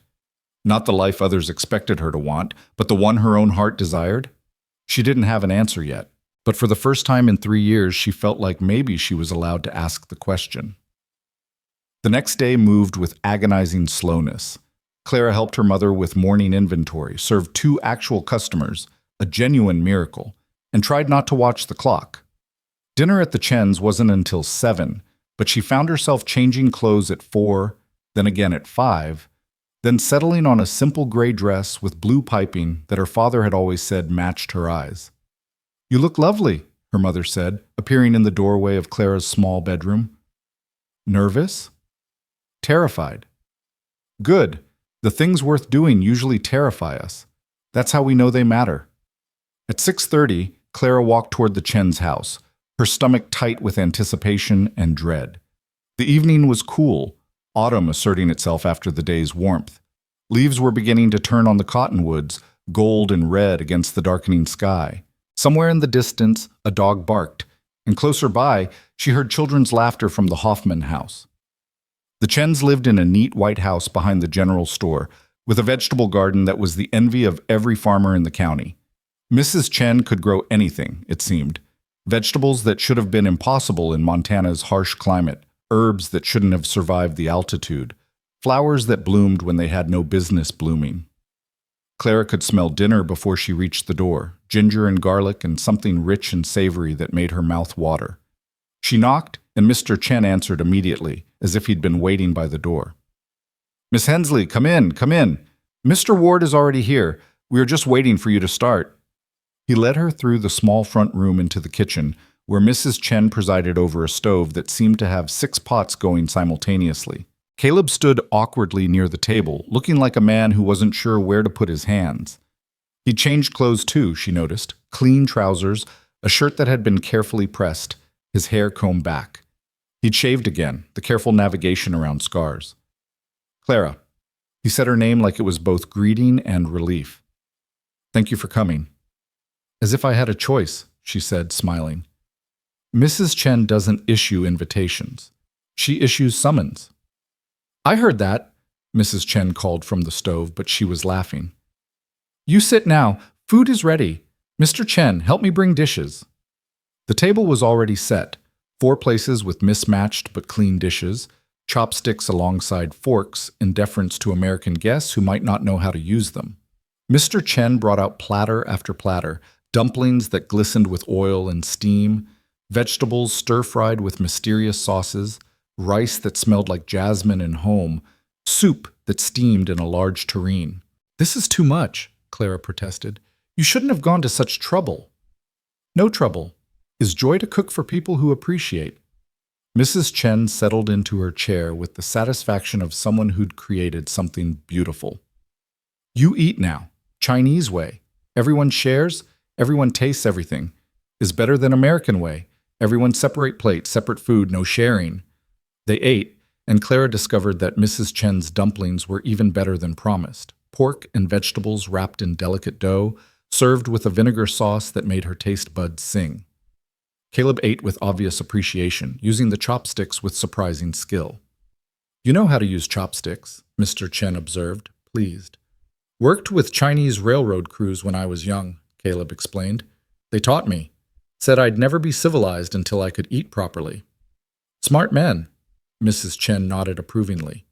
"Railroad workers were tough, strong. Build whole country with their hands and nobody say thank you." "No, ma'am, they didn't. Still don't, from what I've seen." "You see correctly." Mr. Chen refilled everyone's tea, a delicate green tea that tasted like spring grass. "Too many people in this country want to forget who built the railroads, who built the towns. It's convenient to forget when you benefit from someone else's suffering." The conversation flowed naturally from there, touching on everything from politics to philosophy to the best way to grow tomatoes in Montana's short growing season. The Chens asked questions but never pried, shared stories but never dominated, created a space where both Clara and Caleb seemed to relax by degrees. "So," Mrs. Chen said eventually, fixing Caleb with her sharp gaze, "you stay in Willow Bend now, or you still leaving?" "Staying for a while. Working on the schoolhouse roof, and Reverend Thomas mentioned the old Carmichael cabin. Thought I might fix it up in exchange for rent." "Carmichael cabin needs much work," Mr. Chen said. "Roof leaks, windows broken, inside needs cleaning. But as good bones, you can make it nice again." "That's the plan. If I'm going to stay in Willow Bend, I need a place that's mine. Mrs. Pritchard's boarding house is fine, but she asks too many questions." Mrs. Chen laughed. "Mrs. Pritchard asks questions like bird sings. Is her nature cannot help it. You are smart to get your own place." She glanced between Caleb and Clara with barely concealed speculation. "And you, Miss Clara, what do you think of Mr. Ward staying?" Clara felt heat climb into her cheeks. "I think it's good for the town. The schoolhouse needs repair, and the cabin shouldn't sit empty." Mrs. Chen's expression suggested she saw right through that diplomatic answer. "Is good for town. But is it good for you?" "May," Mr. Chen said gently, "let them eat. Not everything needs to be questioned." "Why not?" They're young. They're single. They clearly like each other. Better to be honest than play games. She turned back to Clara and Caleb. In my country, we believe in practical arrangements. Love is nice, but respect and compatibility matter more. You two, you have respect. I see it in how you talk together, how you listen. That is good foundation. We barely know each other, Clara protested weakly. So? You learn. Marriage is not about knowing everything first. It's about learning together. Mrs. Chen stood, beginning to clear plates. But I push too much. Is bad habit. You two should walk after dinner. Is nice evening, stars are coming out. Mr. Chen and I clean up. You go. It was less a suggestion than a command. 10 minutes later, Clara and Caleb found themselves walking through the darkening streets of Willow Bend, the Chen's house behind them, the night ahead uncertain. She's quite direct, Caleb said after a few minutes of silence. That's one way to put it. Clara pulled her shawl tighter against the cooling air. I'm sorry if she made you uncomfortable. She didn't.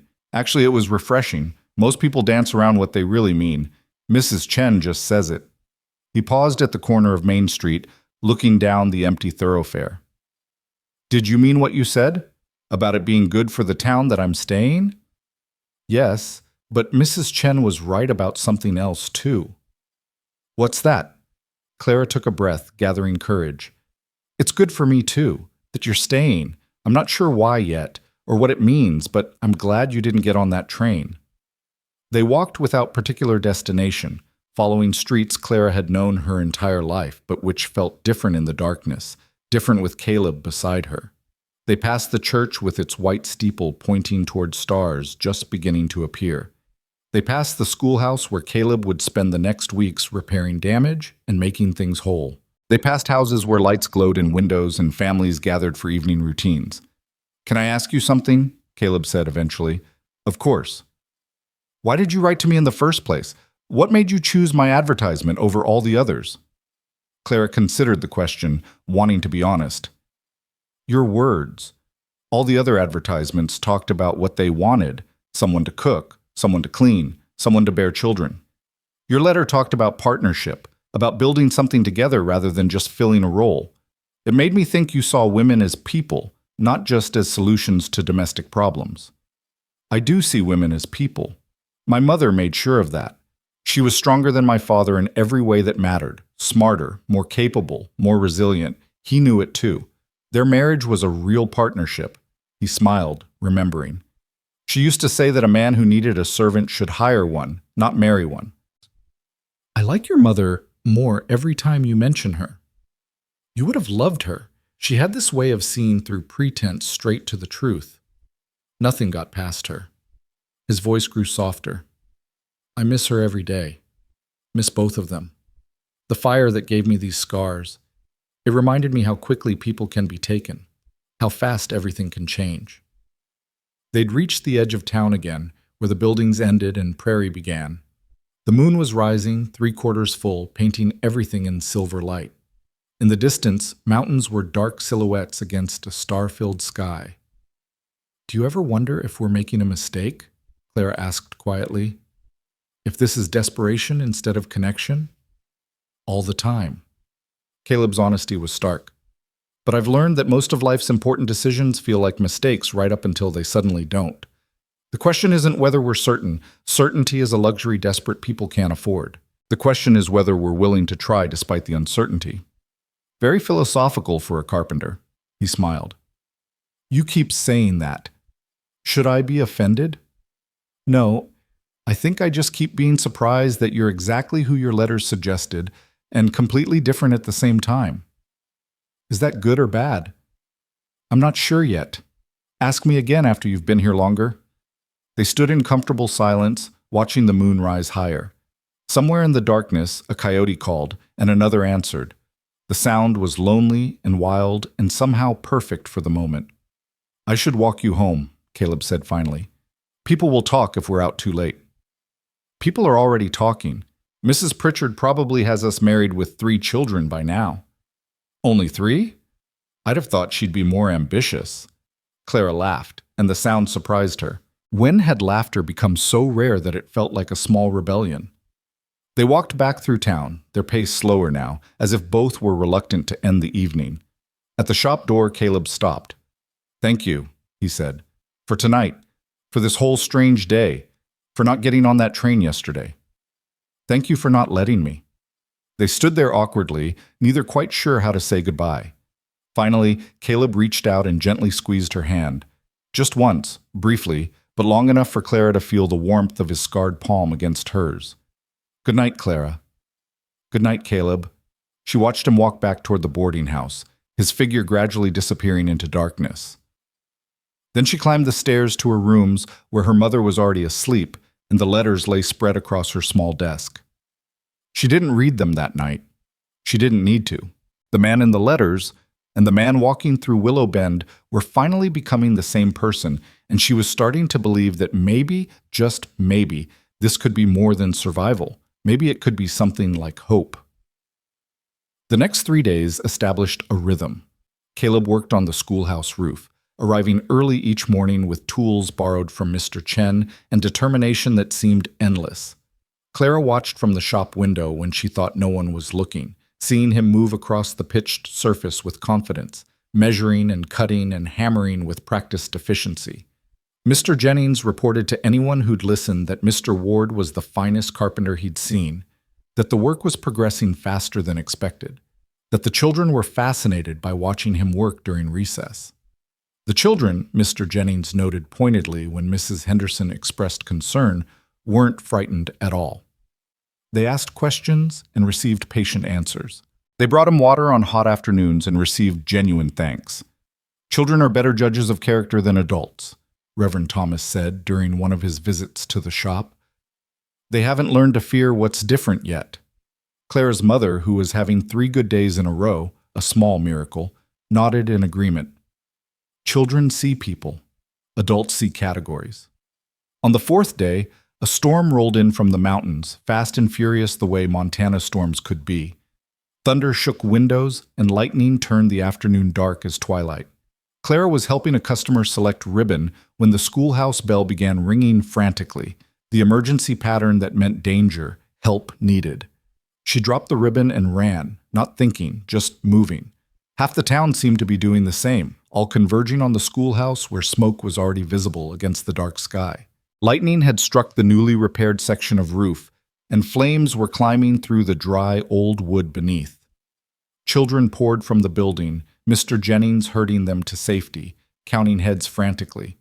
But through the smoke and chaos, Clara heard it, a child screaming from inside. "Tommy Morrison!" Mrs. Morrison shrieked from the crowd. "He went back for his lunch pail! Tommy!" Men stood frozen, hesitating before the flames that were already engulfing the entrance. The fire was too hot, too fast, spreading with terrifying speed through wood that had been dry for decades. No one moved forward. No one except Caleb. He appeared from somewhere in the crowd, and before anyone could stop him, he was running toward the building. Clara heard herself scream his name, but he didn't stop, didn't hesitate, just vanished into the smoke and fire like a man diving into water. The crowd held its breath. 5 seconds. 10. 20. The flames climbed higher, consuming the doorway, making Clara's eyes water and her chest tighten with terror that felt like drowning on dry land. Then he emerged. Caleb, carrying Tommy Morrison in his arms, his coat smoking, his face streaked with soot, his hands blistered and bleeding. The scars on his face had reopened, blood mixing with smoke and ash. He collapsed on the grass 20 feet from the building, rolling to cover Tommy's body with his own as debris exploded from the roof. Dr. Morrison reached them first, taking his son, checking for breathing. Tommy coughed, gasped, started crying, the most beautiful sound Clara had ever heard. Behind them, the schoolhouse continued to burn, but men were forming bucket lines now, working to contain it, to save what could be saved. Clara knelt beside Caleb, her hands hovering over his coat, not sure where she could touch without causing pain. His hands were terrible, blistered and raw, the old scars torn open and bleeding anew. His face was burned along the left side, the scars that had marked him before now, angry and weeping. "You stupid, brave, impossible man," she whispered, tears streaming down her face. "Why would you do that?" He coughed, tried to smile, failed. Because someone had to. Because I've done it before. Because, he coughed again, harder. Because running into fires is easier than running from them. Dr. Morrison appeared beside them, his son safely handed off to his wife. Let me see those hands, Mr. Ward. Can you stand? Don't know. Haven't tried.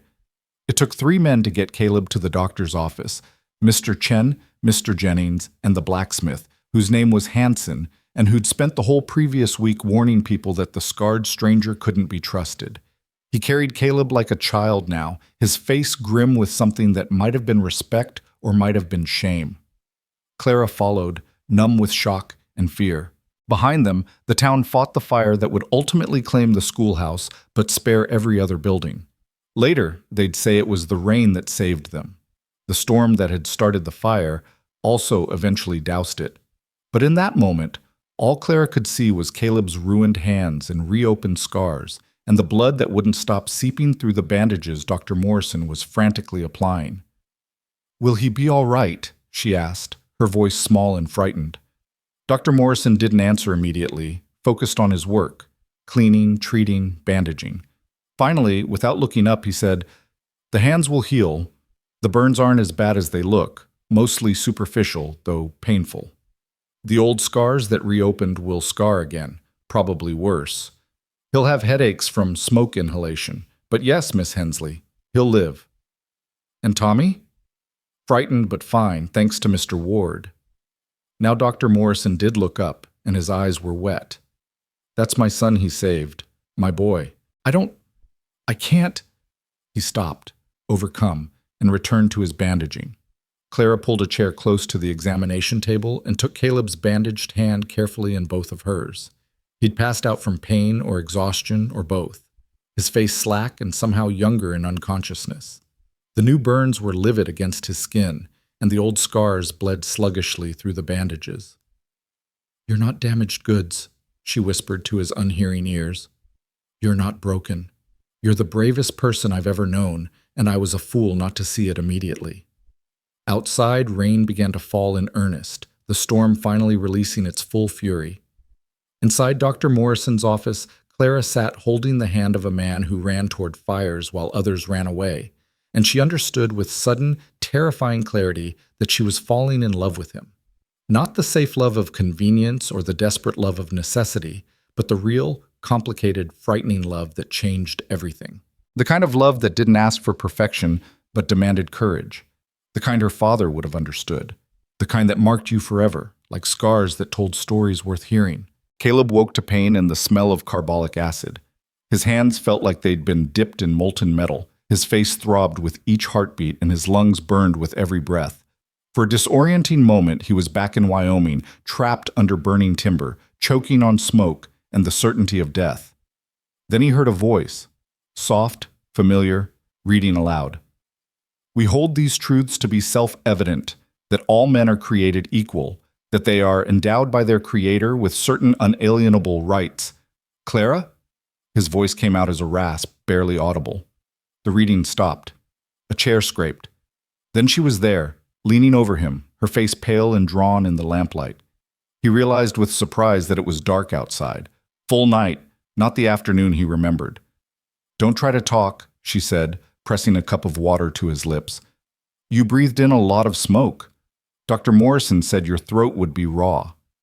He drank gratefully, the water soothing even as it hurt. "Tommy Morrison?" "Fine. Completely fine, thanks to you. He's home with his parents, probably being spoiled with an extra piece of pie." Her hand trembled as she set down the cup. "You saved his life, Caleb. You ran into a burning building and saved a child's life." "Anyone would have—" "No." The word came out sharp, almost angry. "No one else did. Everyone stood there frozen, myself included, and you just ran. Without hesitation, without thought for yourself. So don't you dare diminish what you did." Caleb tried to sit up and immediately regretted it. Pain lanced through his ribs and his vision swam. Clara's hands were on his shoulders, gentle but firm, easing him back down. "The doctor said you might have cracked a rib when you fell, and your hands—" Her voice broke slightly. "Your hands are badly burned. He said they'll heal, but it will take time and it will hurt. He could believe that. Even through whatever laudanum Dr. Morrison had given him, the pain was considerable. He lifted his hands carefully, seeing them wrapped in thick bandages that smelled of some kind of ointment. How long have I been here? 5 hours. It's nearly midnight. Dr. Morrison wanted you to stay the night so he could monitor you, make sure your breathing didn't worsen.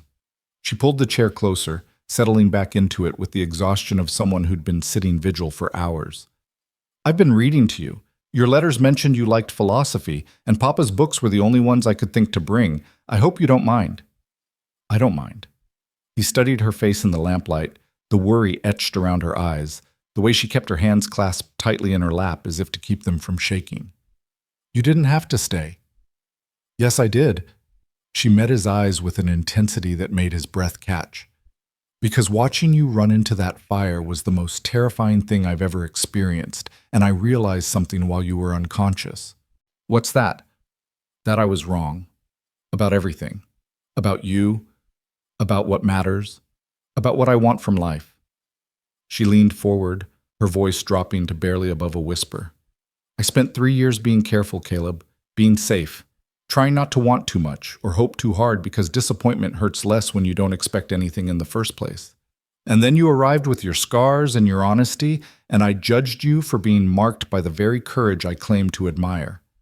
What kind of person does that make me? A human one. Clara, you don't need to. Let me finish. She took a shaky breath. I watched you disappear into that smoke, and I thought I was going to lose you before I'd ever really found you. And I couldn't bear it. I couldn't bear the thought of you dying before I'd told you that I was sorry for my reaction at the train station, that I was grateful you stayed, that I wanted you to keep staying, that somewhere between the creek and the Chen's dumplings and watching you work on that roof, I started to care about you in a way that terrifies me.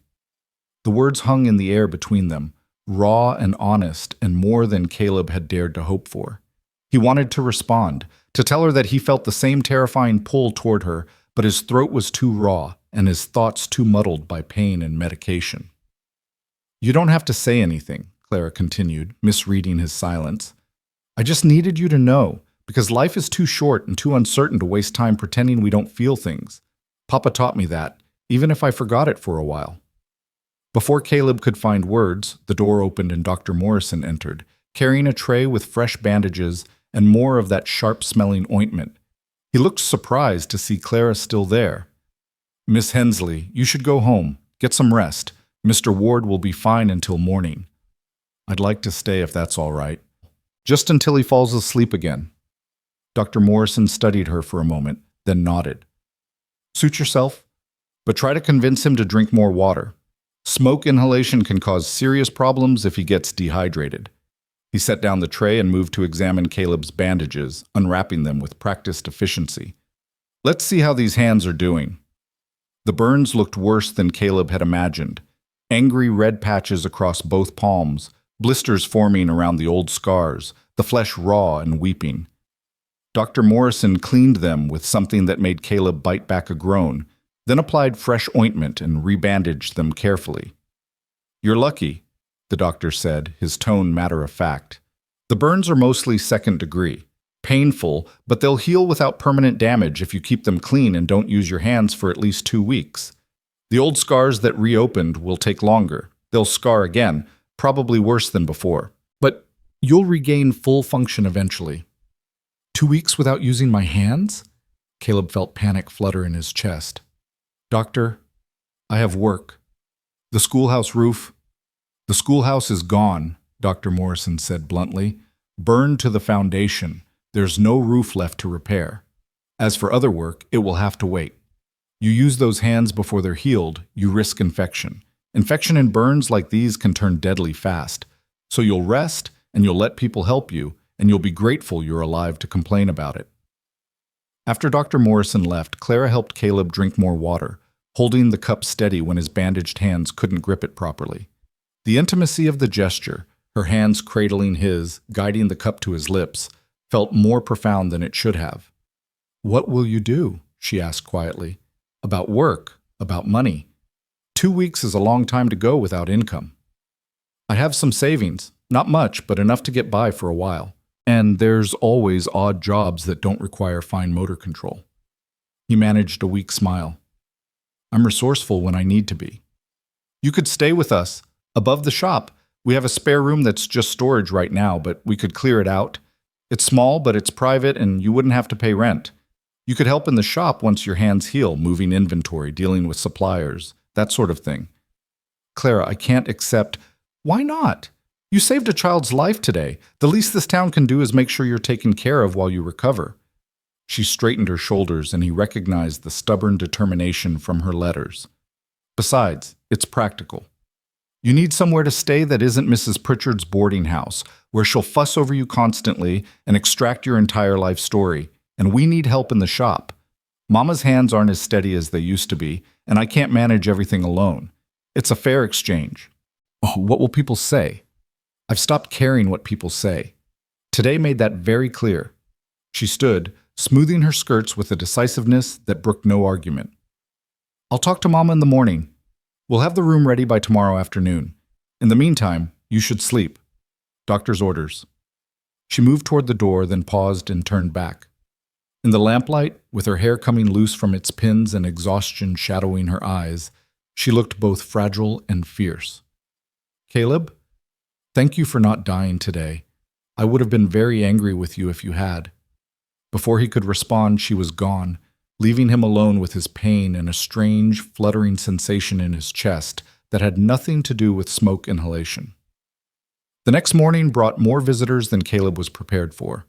First came Tommy Morrison with his parents, the boy's eyes wide with hero worship that made Caleb deeply uncomfortable. I wanted to thank you, sir, Mr. Morrison said, his voice thick with emotion. My son... He stopped, swallowed hard. There aren't words adequate for what you did. If there's anything we can do for you, anything at all, you only have to ask. I'm just glad Tommy's all right, Caleb said honestly. That's all the thanks I need. Tommy, who'd been hovering by his mother's side, suddenly rushed forward and threw his arms around Caleb's neck, careful to avoid his bandaged hands. You're a hero, the boy whispered, like in the storybooks. Caleb felt his throat tighten with emotion that had nothing to do with smoke damage. I'm not a hero, Tommy. I just did what needed doing. That's what heroes always say, the boy replied with the absolute certainty of childhood, and Caleb found he had no response to that. After the Morrisons left, others came. Mr. Jennings brought a basket of food from the Teachers Association. The Chens arrived with soup and liniment, and Mrs. Chen's fierce insistence that he eat properly to heal properly. Hanson the blacksmith came with gruff apologies for his previous suspicions and an offer to make any tools Caleb might need at no charge. Even Sally Henderson appeared, looking embarrassed and contrite. I was wrong about you, she said simply, twisting her handkerchief between her fingers. I said cruel things, and I'm sorry. What you did yesterday... She stopped, composing herself. It was very brave. Clara is lucky to have found you. By afternoon, Caleb was exhausted from visitors and eager to leave the doctor's office. Dr. Morrison reluctantly agreed to release him with strict instructions about keeping the bandages clean and dry, changing them twice daily, and absolutely no strenuous activity for at least a week. Miss Hensley said she's arranged accommodation for you, the doctor added, helping Caleb into a borrowed coat since his own was ruined. That's good. You'll need someone to help with daily tasks until those hands heal enough for you to manage on your own. Clara arrived with a wagon borrowed from Mr. Chen, and together she and the doctor helped Caleb into the seat. The short ride to the millinery shop felt interminable, every bump in the road sending shocks of pain through his ribs and hands. But Clara's presence beside him, solid, reassuring, occasionally reaching over to steady him when the wagon hit a particularly rough patch, made it bearable. The room above the shop was small, as Clara had warned, but it was clean and bright with afternoon sun streaming through a window that overlooked Main Street. Someone, Clara and her mother, he assumed, had cleared out the storage and set up a narrow bed, a washstand, a chair, and a small table. Fresh linens made the bed look inviting, and wildflowers in a jar on the table added an unexpected touch of welcome. It's not much, Clara said, hovering uncertainly in the doorway while Caleb lowered himself carefully onto the bed. But it's yours for as long as you need it. It's perfect. And it was. After years of boarding houses and temporary lodgings, having a space that was his, even temporarily, felt like an unexpected luxury. Clara's mother appeared in the doorway, and Caleb was startled by how much more present she seemed than the few times he'd glimpsed her before. There was clarity in her eyes and color in her cheeks, and when she smiled at him, he saw where Clara had inherited her determination.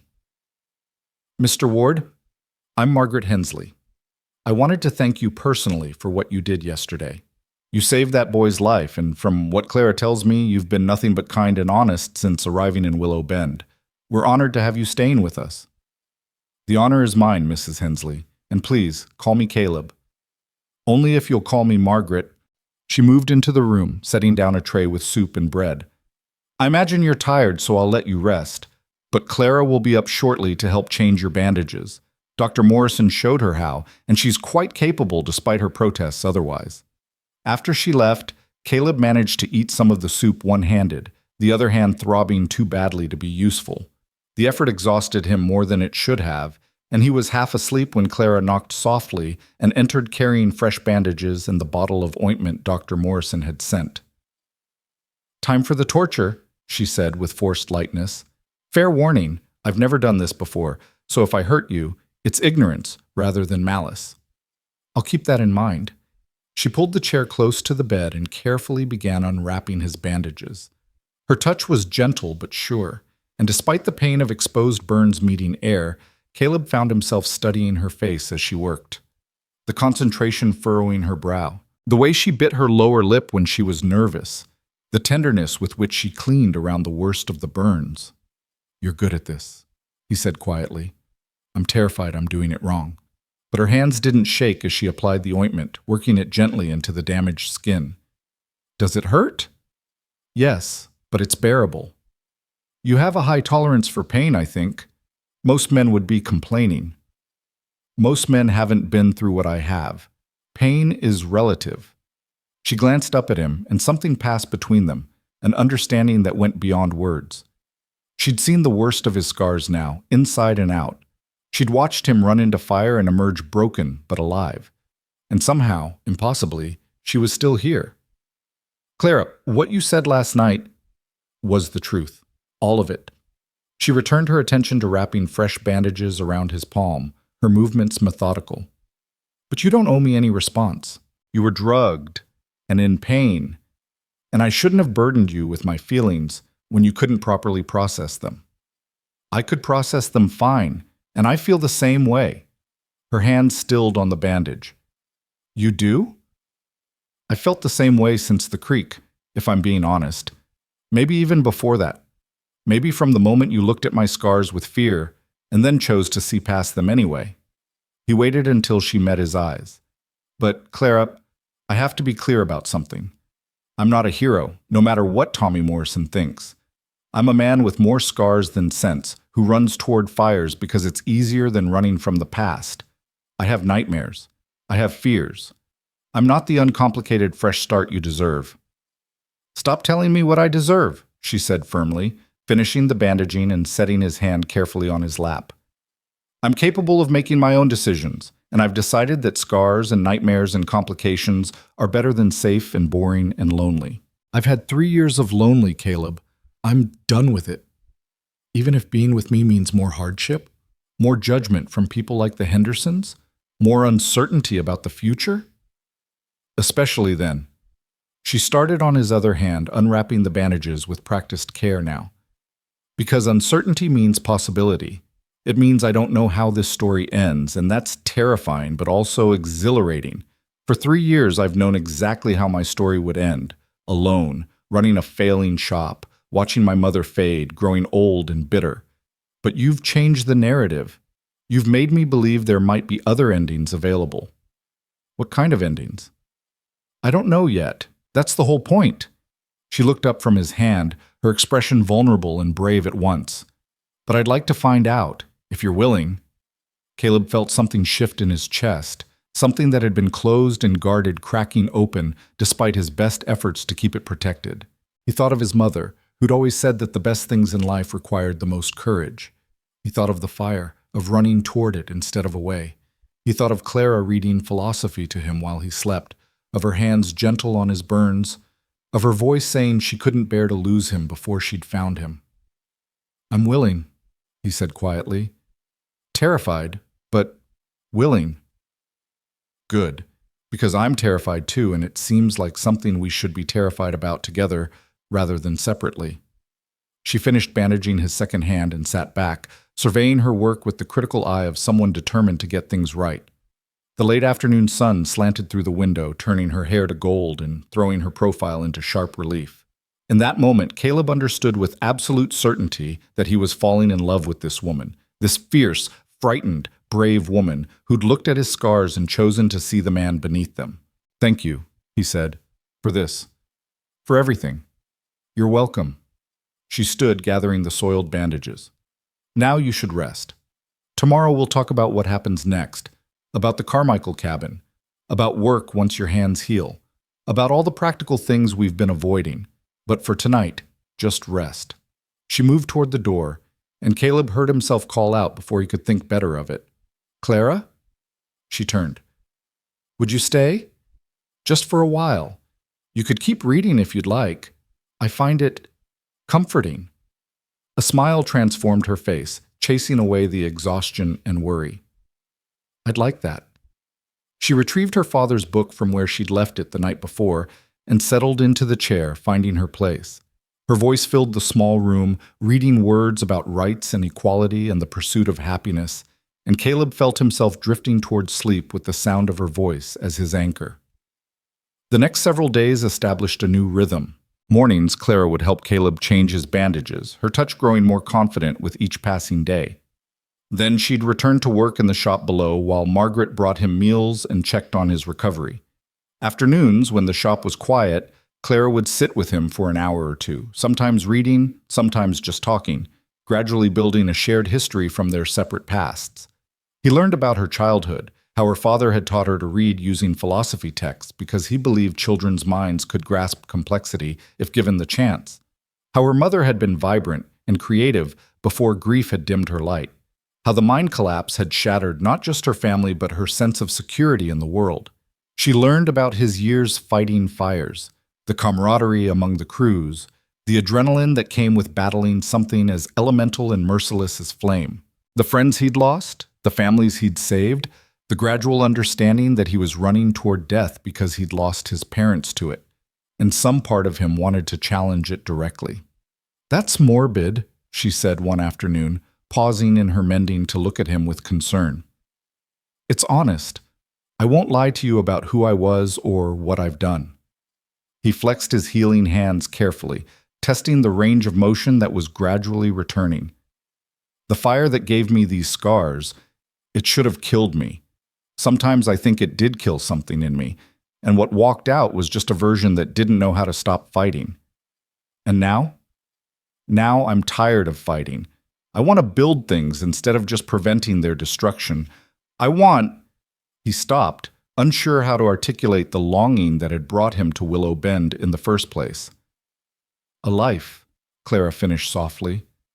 "Not just survival, but an actual life. That's what you wrote in your letters.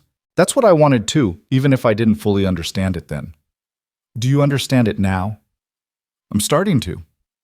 She set down her mending and moved to the window, looking out over Main Street where the afternoon sun painted everything in honey gold light. "I spent 3 years in stasis, Caleb. Not living, just existing, going through motions without purpose. But these past weeks with you, helping with your recovery, talking about possibilities, imagining different futures, I feel awake again. Like I've been sleepwalking and someone finally shook me hard enough to open my eyes. I know that feeling." She turned from the window and her expression was determined. "So let's make a plan. A real one, not just vague hopes. Your hands are healing well. Dr. Morrison said yesterday you might be able to do light work within a week. The Carmichael cabin still needs repairs. The town needs a new schoolhouse eventually. There's work available for someone willing to do it. And what about us?" The question hung between them, vulnerable and necessary.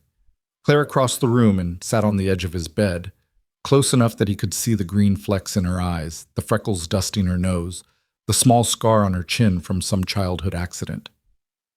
What about us? She echoed. We take it one day at a time.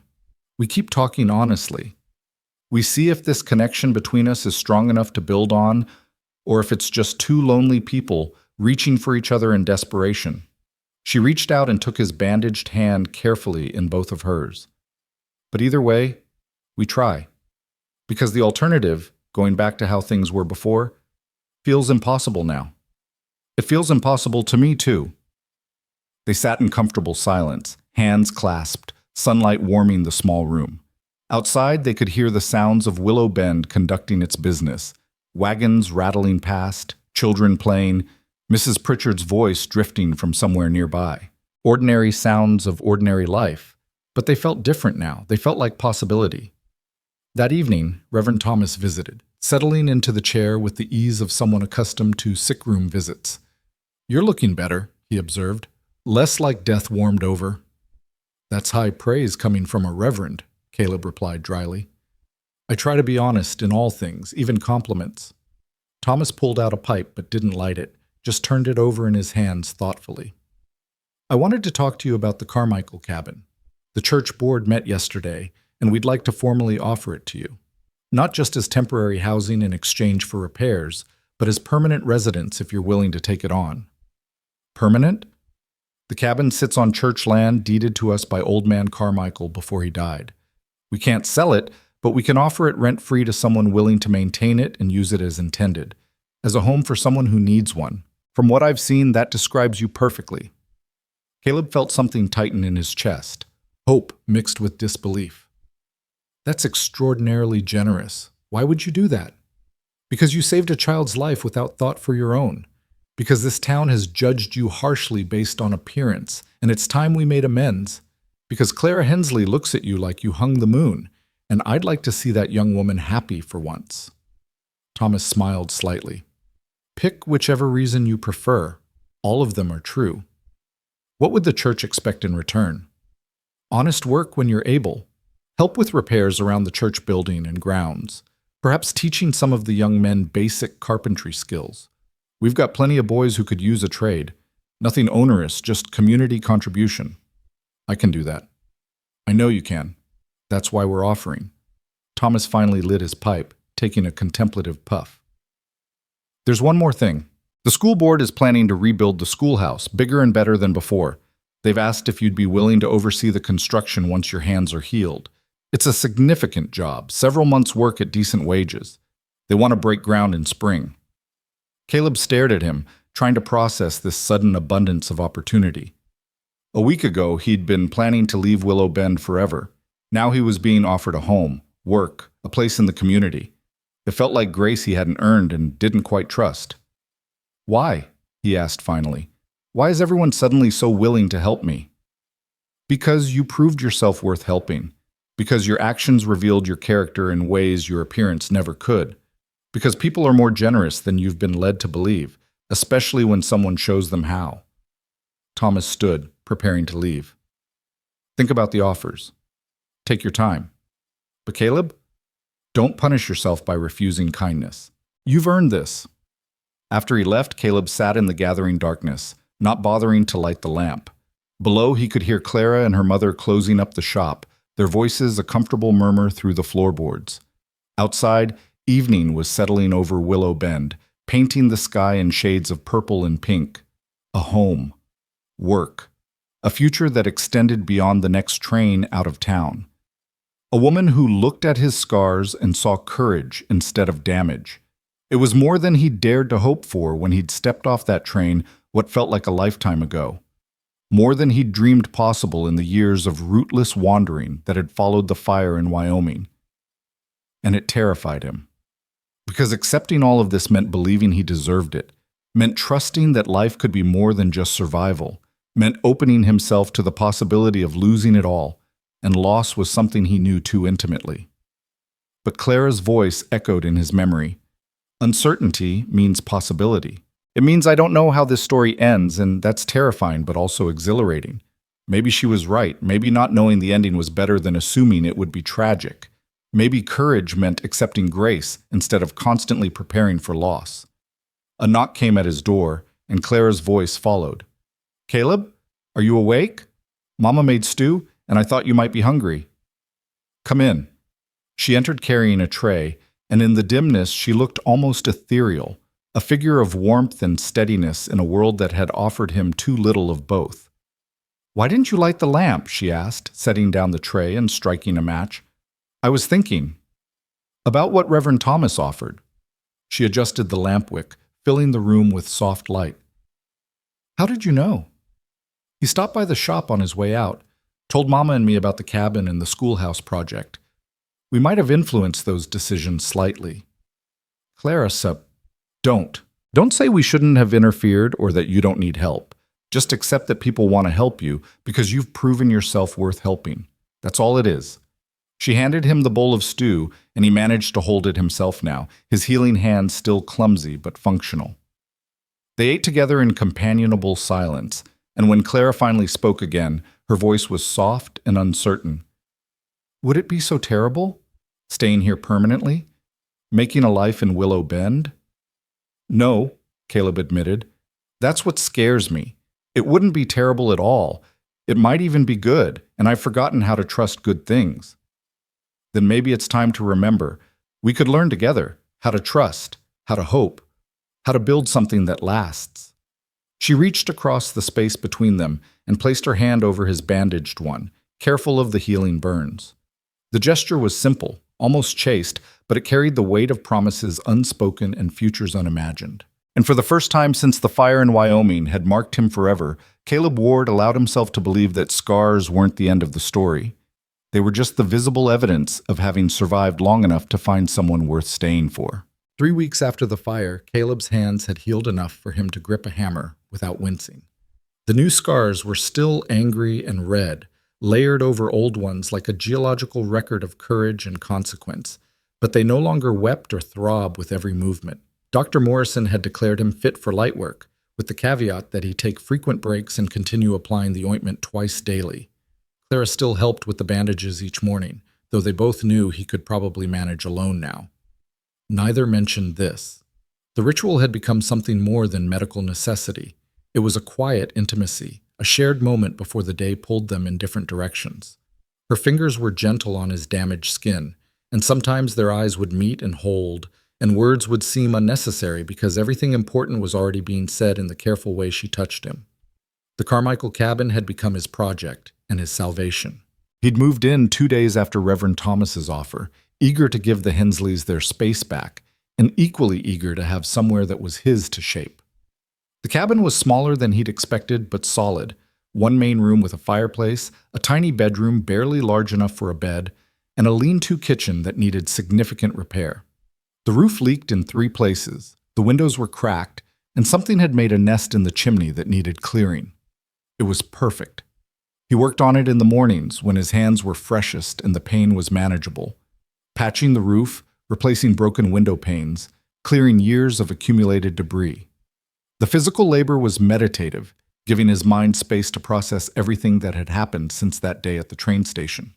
In the afternoons, he'd return to town, helping Mr. Chen reorganize the storeroom or assisting Mrs. Patterson's husband with repairs to their fence, small jobs that didn't tax his healing hands but made him feel useful. And in the evenings, almost without planning it, he'd find himself at the millinery shop, sharing dinner with Clara and Margaret, talking about everything and nothing until the stars came out and propriety demanded he return to the cabin. "People are talking," Margaret said one evening, 3 weeks into this routine. She was having more good days than bad now, her clarity sustained by something that looked suspiciously like hope. "About you and Clara. About how much time you spend together." Caleb set down his fork, meeting her eyes directly. "Does that concern you?" "Not in the way you might think. I'm not worried about propriety. That ship sailed when Clara invited you to stay above the shop. I'm worried about intentions." Her gaze was steady, maternal in the best sense. "My daughter has been hurt enough. If you're uncertain about your feelings or your future here, I'd rather you leave now than break her heart later." "Mama," Clara's face flushed crimson, "you can't just—" "I can, and I am. Your father would have asked the same questions if he were here, so I'm asking them for him." Margaret turned back to Caleb. "Well, what are your intentions toward my daughter? The question was old-fashioned and direct, and Caleb appreciated both qualities. He pushed back from the table, standing despite the way it made his ribs protest, and met Margaret's eyes with all the honesty he possessed. My intentions are to stay in Willow Bend, fix up the Carmichael cabin, and build the new schoolhouse when spring comes. My intentions are to prove to this town and to myself that I'm more than my scars. And my intentions toward Clara, he glanced at her, seeing vulnerability and hope warring in her expression, are to court her properly, if she'll have me. To see if what we've built these past weeks can become something lasting. And if it can, to marry her and spend the rest of my life being grateful she saw past my scars to who I really am. The silence that followed was profound. Clara stared at him with her mouth slightly open, tears gathering in her eyes. Margaret's expression had softened into something that might have been approval or might have been relief. "That's quite a declaration," Margaret said finally. "Clara, what do you say to that?" Clara stood slowly, moving around the table until she was directly in front of Caleb. Up close, he could see that she was trembling slightly, and he wanted to reach for her but wasn't sure he had the right yet. "I say yes," she whispered. "To all of it, to courting, to seeing where this goes, to believing it might actually work despite all the logical reasons it shouldn't. Yes." Caleb felt something in his chest crack open. The last of the walls he'd built around his heart after losing his parents, after the fire, after years of being judged and found wanting. He reached up with his scarred hand and gently touched her cheek, and she leaned into the touch without flinching. "I'm not an easy man to love," he said quietly. "I have nightmares. I have fears. Sometimes I'll wake up in the middle of the night convinced I'm still trapped in that burning cabin. I can't promise you ease or comfort or certainty." "Good," Clara replied, covering his hand with hers. "Because I'm not an easy woman to love either. I'm stubborn and judgmental, and sometimes I let fear make my decisions. I can't promise I won't doubt or worry or occasionally drive you to distraction. But Caleb, I can promise I'll try. Every day, I'll try to be brave enough to deserve what we're building." "You already are." He leaned down, slowly, giving her time to pull away if she wanted, and kissed her.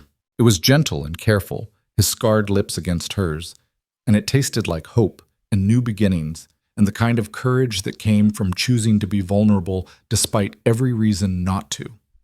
When they finally pulled apart, Margaret was wiping her eyes with her apron and smiling wider than Caleb had ever seen. "About time," she said, her voice thick with emotion. "I was beginning to think you two would dance around each other until Christmas. Now sit down and finish your dinner before it gets cold. We can discuss wedding plans after dessert." "Mama," Clara protested, but she was laughing, and Caleb found himself laughing too, the sound rusty but genuine. The next weeks unfolded with the kind of steady progression that felt almost miraculous after years of uncertainty. Caleb's hands healed enough for more substantial work, and he threw himself into finishing the cabin. He reinforced the foundation, replaced rotted floorboards, built new cabinets for the kitchen, and carved a simple mantelpiece above the fireplace. Each improvement felt like an investment in a future he was finally allowing himself to believe in. Clara visited the cabin often, ostensibly to bring supplies or check on his progress, but really because they both craved each other's company in a way that felt both new and ancient. She'd watch him work, sometimes reading aloud from her father's books, sometimes just sitting in companionable silence. Other times she'd offer suggestions for the layout, or help paint the walls a warm cream color that brightened the dim interior. "You're building a home," she observed one afternoon, watching him install the last of the new windows. "Not just a house, a real home." "Our home," he corrected, then paused, struck by the presumption. "I mean, if that's something you'd want. Eventually. I know we haven't talked about specifics or timing, Caleb." She set down the paintbrush she'd been using and crossed to where he stood by the window. "Stop hedging. Ask me what you want to ask me." He took a breath, steadying himself. His hands were still wrapped in light bandages, and sawdust coated his clothes, and he probably smelled like turpentine and sweat. It wasn't romantic or planned or any of the things a proposal should be. But it was honest, and honesty had become the foundation of everything between them. "Clara Hensley, will you marry me? Not someday in the vague future, but soon. This spring, when the cabin is finished and the snow melts and we can rebuild the schoolhouse together, will you take a chance on a scarred firefighter who's still learning how to trust good things?" She smiled, and it transformed her entire face. "Yes, yes, I'll marry you, but only if you stop describing yourself as just a scarred firefighter. You're Caleb Ward, carpenter, hero, the most honest man I've ever known, and the person I want to spend the rest of my life learning how to be brave with." "I can live with that description." "Good, because you're stuck with it now." They sealed the promise with another kiss, longer and deeper than the first, and when they finally pulled apart, Caleb noticed that the late afternoon sun was streaming through the new windows, filling the cabin with golden light that made everything look possible. That evening, they told Margaret together, holding hands across the dinner table like children presenting a school project. Margaret cried, happy tears that she didn't bother to hide, and immediately began planning, despite Clara's protests, that they wanted something simple. "Simple doesn't mean thoughtless," Margaret insisted. "We'll have the ceremony at the church, Reverend Thomas officiating, a small reception at the Chen's. They'll insist on hosting, and their dumplings are better than anything else in this town. You'll wear my wedding dress, Clara. It needs altering, but the lace is still beautiful. And Caleb, Mr. Chen can order you a proper suit from the catalog." "Mama, that's not simple. That's a full wedding. It's a simple full wedding. There's a difference." Margaret's eyes sparkled with an energy Caleb hadn't seen before. "Your father would have wanted you to have a proper celebration. Let me do this for you both. Please." Clara glanced at Caleb, and he nodded. If planning a wedding gave Margaret joy and purpose, who were they to refuse? And truthfully, the idea of standing in front of the whole town and claiming Clara as his wife held a certain appeal. Let them see. Let them all see that the scarred stranger they'd judged had found love and acceptance and a place to belong. Word spread quickly. It always did in Willow Bend. Within 2 days, everyone knew about the engagement. Reactions varied from genuine happiness to scandalized disapproval, but Caleb found he cared less than he'd expected about the latter. Mrs. Henderson sniffed loudly about hasty decisions and lowered standards. Sally Henderson, to her credit, seemed genuinely pleased and even offered to help with the wedding preparations. The Morrisons were effusive in their support, with Tommy declaring that he wanted to be involved in the ceremony, though he wasn't sure how. "You could be a groomsman," Caleb suggested, amused by the boy's enthusiasm. "Really? But I'm only 9. And you're braver than most grown men I know. I'd be honored to have you stand with me." Tommy's face lit up with such pure joy that Caleb felt his throat tighten. When had children stopped being afraid of him? When had this town started feeling like home instead of just another temporary stop? The transformation had been so gradual, he'd barely noticed it happening. The school board approached him in early November with detailed plans for the new schoolhouse. They wanted something larger than before, with 2 classrooms instead of 1, proper heating, and windows that would let in enough light for students to read by. The budget was modest but workable, and they wanted to start as soon as weather permitted. "We'd like you to hire local men," Mr. Jennings explained, spreading the architectural drawings across the table. "Train some of the younger ones in carpentry while you're at it. Make it a community project rather than just a construction job." "I can do that. Though I should warn you, I'm not much for fancy finish work. My hands," he held them up, showing the scars. "They're better at rough carpentry than detailed joinery." "That's fine. We'll bring in a Finnish carpenter from Helena for the detailed work. But for the framing, the roofing, the foundation, we want you. You've earned that right." Caleb accepted, feeling the weight of responsibility settle on his shoulders, alongside something that felt suspiciously like pride. He was being trusted with something important. The town's children would learn in a building he'd constructed.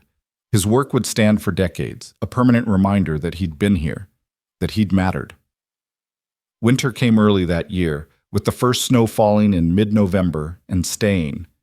Caleb worked on the cabin when weather permitted, and when it didn't, he helped in the millinery shop, doing the heavy lifting Margaret and Clara couldn't manage. He moved inventory, dealt with difficult customers, and learned more about hat making than he'd ever imagined wanting to know. The work was humble but honest, and there was satisfaction in seeing the shop thrive with an extra pair of hands to share the burden.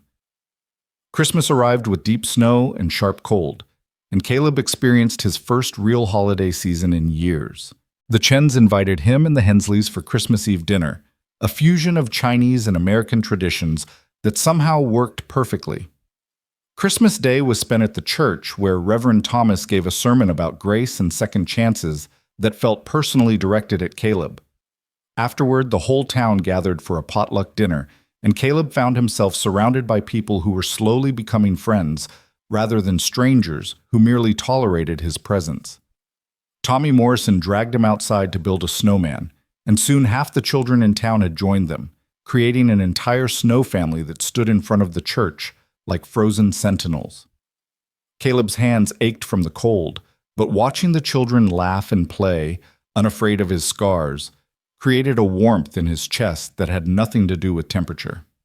"You're good with them," Clara observed, watching from the church steps. "The children, I mean. They adore you. They're not afraid. That's all that matters. They're not afraid because you've shown them there's nothing to fear. You're patient and kind, and you treat them like people rather than nuisances. That's rare." She moved closer, slipping her hand into his. "You're going to be a wonderful father someday." The comment caught him off guard, though he supposed it shouldn't have. Marriage naturally led to children, if they were blessed with them. The idea of being a father, of creating life instead of just saving it, felt both terrifying and exhilarating. "Would you want that?" he asked quietly. "Children?" "Eventually, yes. Not right away. I'd like some time with just us first. But someday, when we're ready, I'd like to fill that cabin with noise and chaos and love. Would you?" "I'd like that more than I can say." They stood together watching the children play, their hands clasped, their future unfolding before them like snow-covered prairie, vast and uncertain, but full of possibility. January brought bitter cold and short days, but also progress. The cabin was nearly finished, needing only a few final touches before it would be truly livable. Caleb spent a week building furniture, a proper bed to replace the narrow cot, a table large enough for two with room to grow, chairs with carved backs that showed his improving dexterity despite the scars. Each piece was simple but sturdy, built to last generations. Clara came by one afternoon to find him putting the final touches on a hope chest he'd built for her. It was cedar, carefully jointed and sanded smooth, with brass hinges he'd special ordered from Mr. Chen. He'd carved a simple pattern into the lid, wildflowers intertwined with wheat, representing both beauty and sustenance, hope and practicality. "Caleb," her voice was thick with emotion, "it's beautiful. When did you have time to make this?" "Evenings, mostly, when I couldn't sleep." He ran his scarred hand over the smooth wood. "My mother had a hope chest that her father made for her. She kept her most precious things in it, letters from my father, photographs, small treasures. After she died, I couldn't bear to open it. Gave it to a neighbor before I left. But I always remembered what she said about it, that a hope chest was a promise that the future would hold things worth saving." Clara traced the carved flowers with her fingertips, blinking back tears. "I don't know what to say. Say you'll fill it with things worth keeping, with memories and dreams and all the small treasures that make a life meaningful. I will. I promise I will." They stood together in the quiet cabin, surrounded by the evidence of Caleb's labor, the furniture, the repaired walls, the windows that no longer leaked cold air. It was a home now, not just a shelter, a place where two people could build a life together, where scars wouldn't matter and past hurts could finally heal. February arrived with the false spring, days warm enough to melt the snow, nights cold enough to freeze it again into treacherous ice. But the warmer weather meant wedding preparations could begin in earnest. Margaret threw herself into alterations on the wedding dress, her hands steadier than they'd been in years. Mrs. Chen insisted on making dumplings for the reception, hundreds of them, prepared over several days with an efficiency that bordered on miraculous. Reverend Thomas met with Clara and Caleb weekly to discuss the ceremony, the vows, the commitment they were making to each other and to God. "Marriage is more than just love," he told them during one of these meetings. "Love is the foundation, but marriage is built on trust, respect, and the daily choice to stay committed even when things are difficult. You'll have hard times. Everyone does. The question is whether you'll face them together or let them drive you apart." Together, Clara said firmly, and Caleb nodded agreement. Good. That's the right answer. Now let's talk about the vows. Do you want to use the traditional language, or would you prefer to write your own? They chose traditional vows with one addition, a promise that they would always speak truthfully to each other, even when truth was difficult, that they would choose courage over comfort, honesty over easy lies. It felt appropriate for two people who'd built their relationship on painful honesty from the start. The wedding was set for the first Saturday in March, weather permitting. Caleb moved into the cabin permanently in mid-February, giving the Hensleys their space back and giving himself time to settle into what would soon be their shared home. He added final touches. Curtains Clara had sewn, dishes borrowed from Mrs. Chen, books from Reverend Thomas's personal library. Each item made the cabin feel more like a home and less like a construction project. The week before the wedding, Tommy Morrison appeared at the cabin with his father, both of them looking uncertain. "Mr. Ward," Mr. Morrison said formally, "Tommy has something he'd like to ask you." The boy stepped forward, clutching something wrapped in cloth. "I made you something for the wedding. I know you're getting married and everything, and I wanted to give you something to say thank you for saving my life and for being nice to me even though I'm just a kid." He unwrapped the cloth to reveal a carved wooden frame containing a charcoal drawing. It showed a man carrying a child from a burning building, sketched with surprising skill for a 9-year-old. The man's scars were visible but not emphasized, just part of his face, not the defining feature. The child in his arms looked peaceful, safe, protected. "Tommy," Caleb's voice cracked. I don't know what to say. It's incredible. Did you draw this yourself?" "Mama helped with some parts, but mostly I did it. I wanted you to remember, not the scary parts, but the good parts. That you saved me and I'm still here because of you." Caleb knelt down to Tommy's level, ignoring the protest from his ribs. "Thank you. This means more to me than you can possibly understand. I'm going to hang it in my home, in our home, where I can see it every day and remember why courage matters." Tommy threw his arms around Caleb's neck in a fierce hug, and Caleb found himself hugging back, this child who'd somehow become a symbol of everything good that had happened since he'd arrived in Willow Bend. When they finally pulled apart, both of them were suspiciously misty-eyed. After the Morrisons left, Caleb hung the drawing above the mantelpiece, where it would be the first thing he saw each morning and the last thing each night. A reminder that his scars told a story worth telling, that courage counted, that he was more than the marks life had left on him. The night before the wedding, Caleb couldn't sleep. He lay in the darkness of the cabin, listening to wind rattle the shutters and watching moonlight pattern the floor through the windows he'd installed. Tomorrow, he would marry Clara Hensley. Tomorrow, he would stand in front of the entire town and claim her as his wife, and she would claim him as her husband, scars and all. The weight of it was almost overwhelming. After years of rootless wandering, of never staying anywhere long enough to matter, he was putting down roots so deep nothing short of death would pull them up again.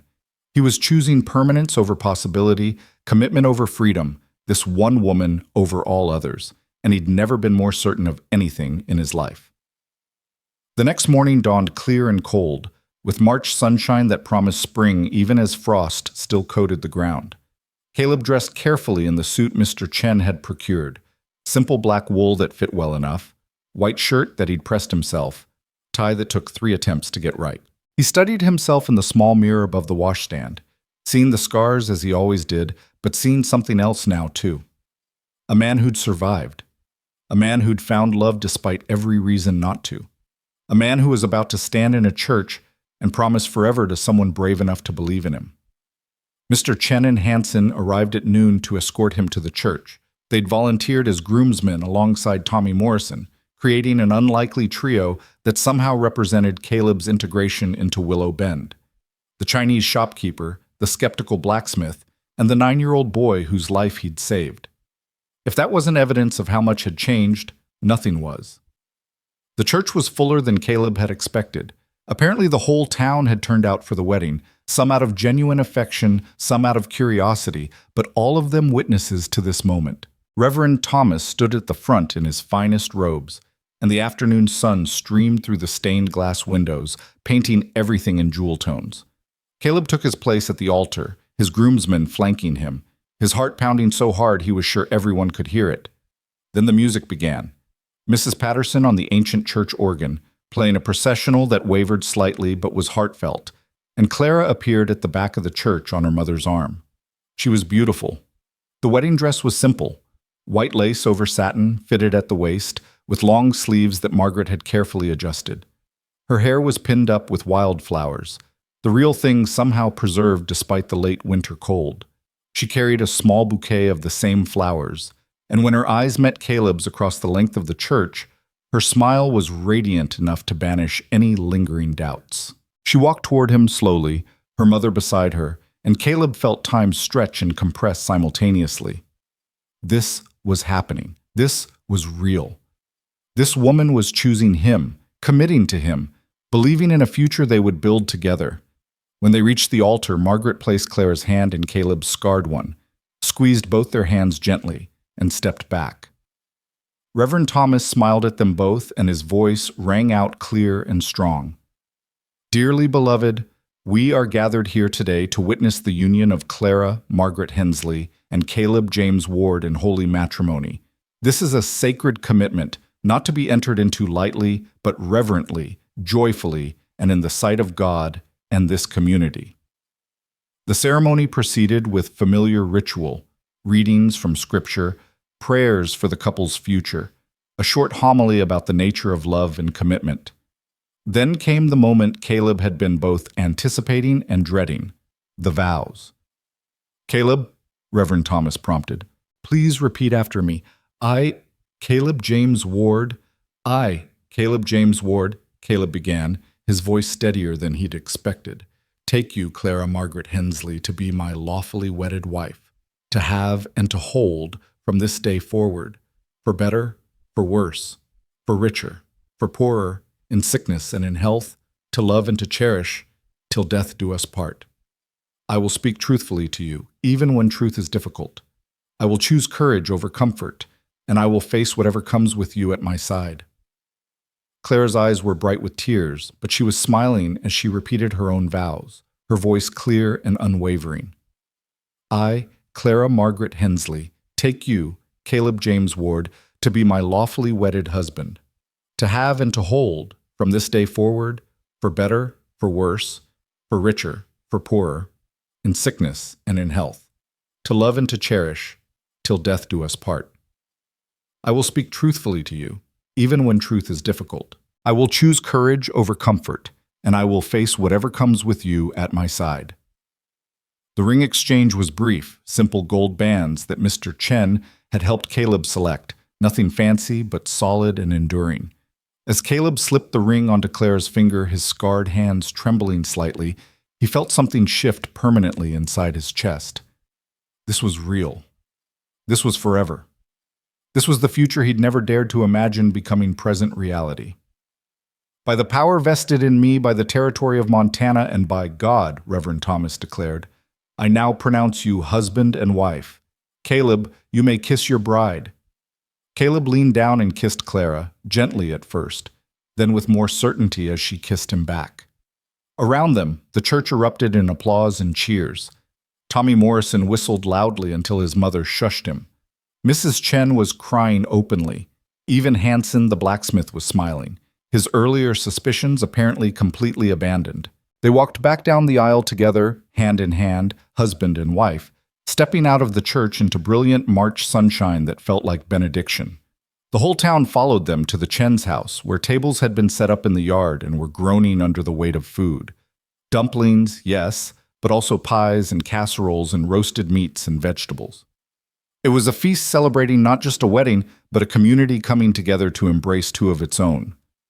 The reception lasted well into the evening, with toasts and stories and laughter that echoed across Willow Bend. Mr. Morrison gave a speech about courage and character that had half the guests in tears. Margaret spoke about her late husband and how proud he would have been to see Clara marry a man of such integrity.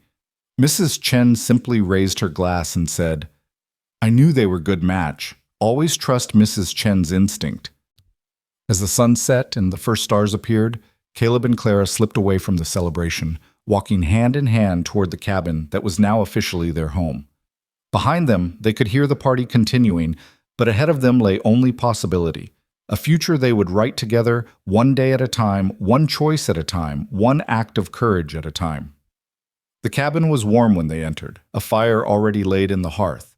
Mr. Chen's doing, probably, or maybe Margaret's.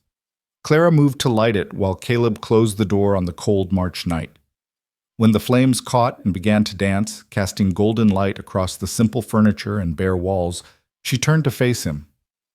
"Well," she said softly, "here we are. Married, sharing a home, starting a life together." "Here we are," Caleb echoed. He crossed to her, taking her hands in his scarred ones.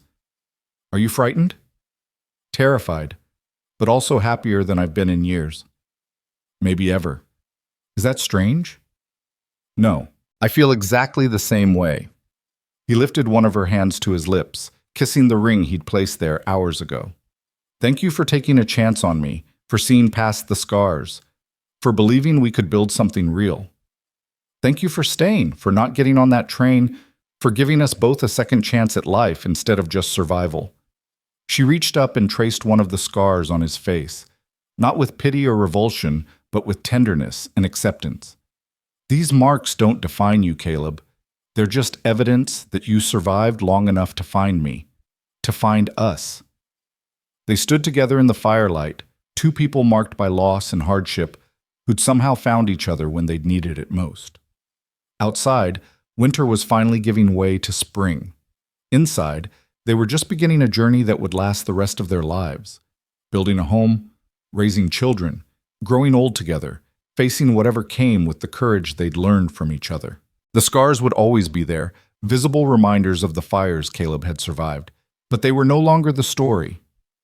They were just the prologue, the difficult beginning that had made the happy ending possible. And in the years to come, when people asked about the scars, Caleb would smile and tell them the truth. They were the marks of a man who'd run toward danger instead of away from it, who'd saved lives including his own, who'd been rejected for his appearance and accepted for his character, who'd found love in a small Montana town with a woman brave enough to see past surfaces to souls.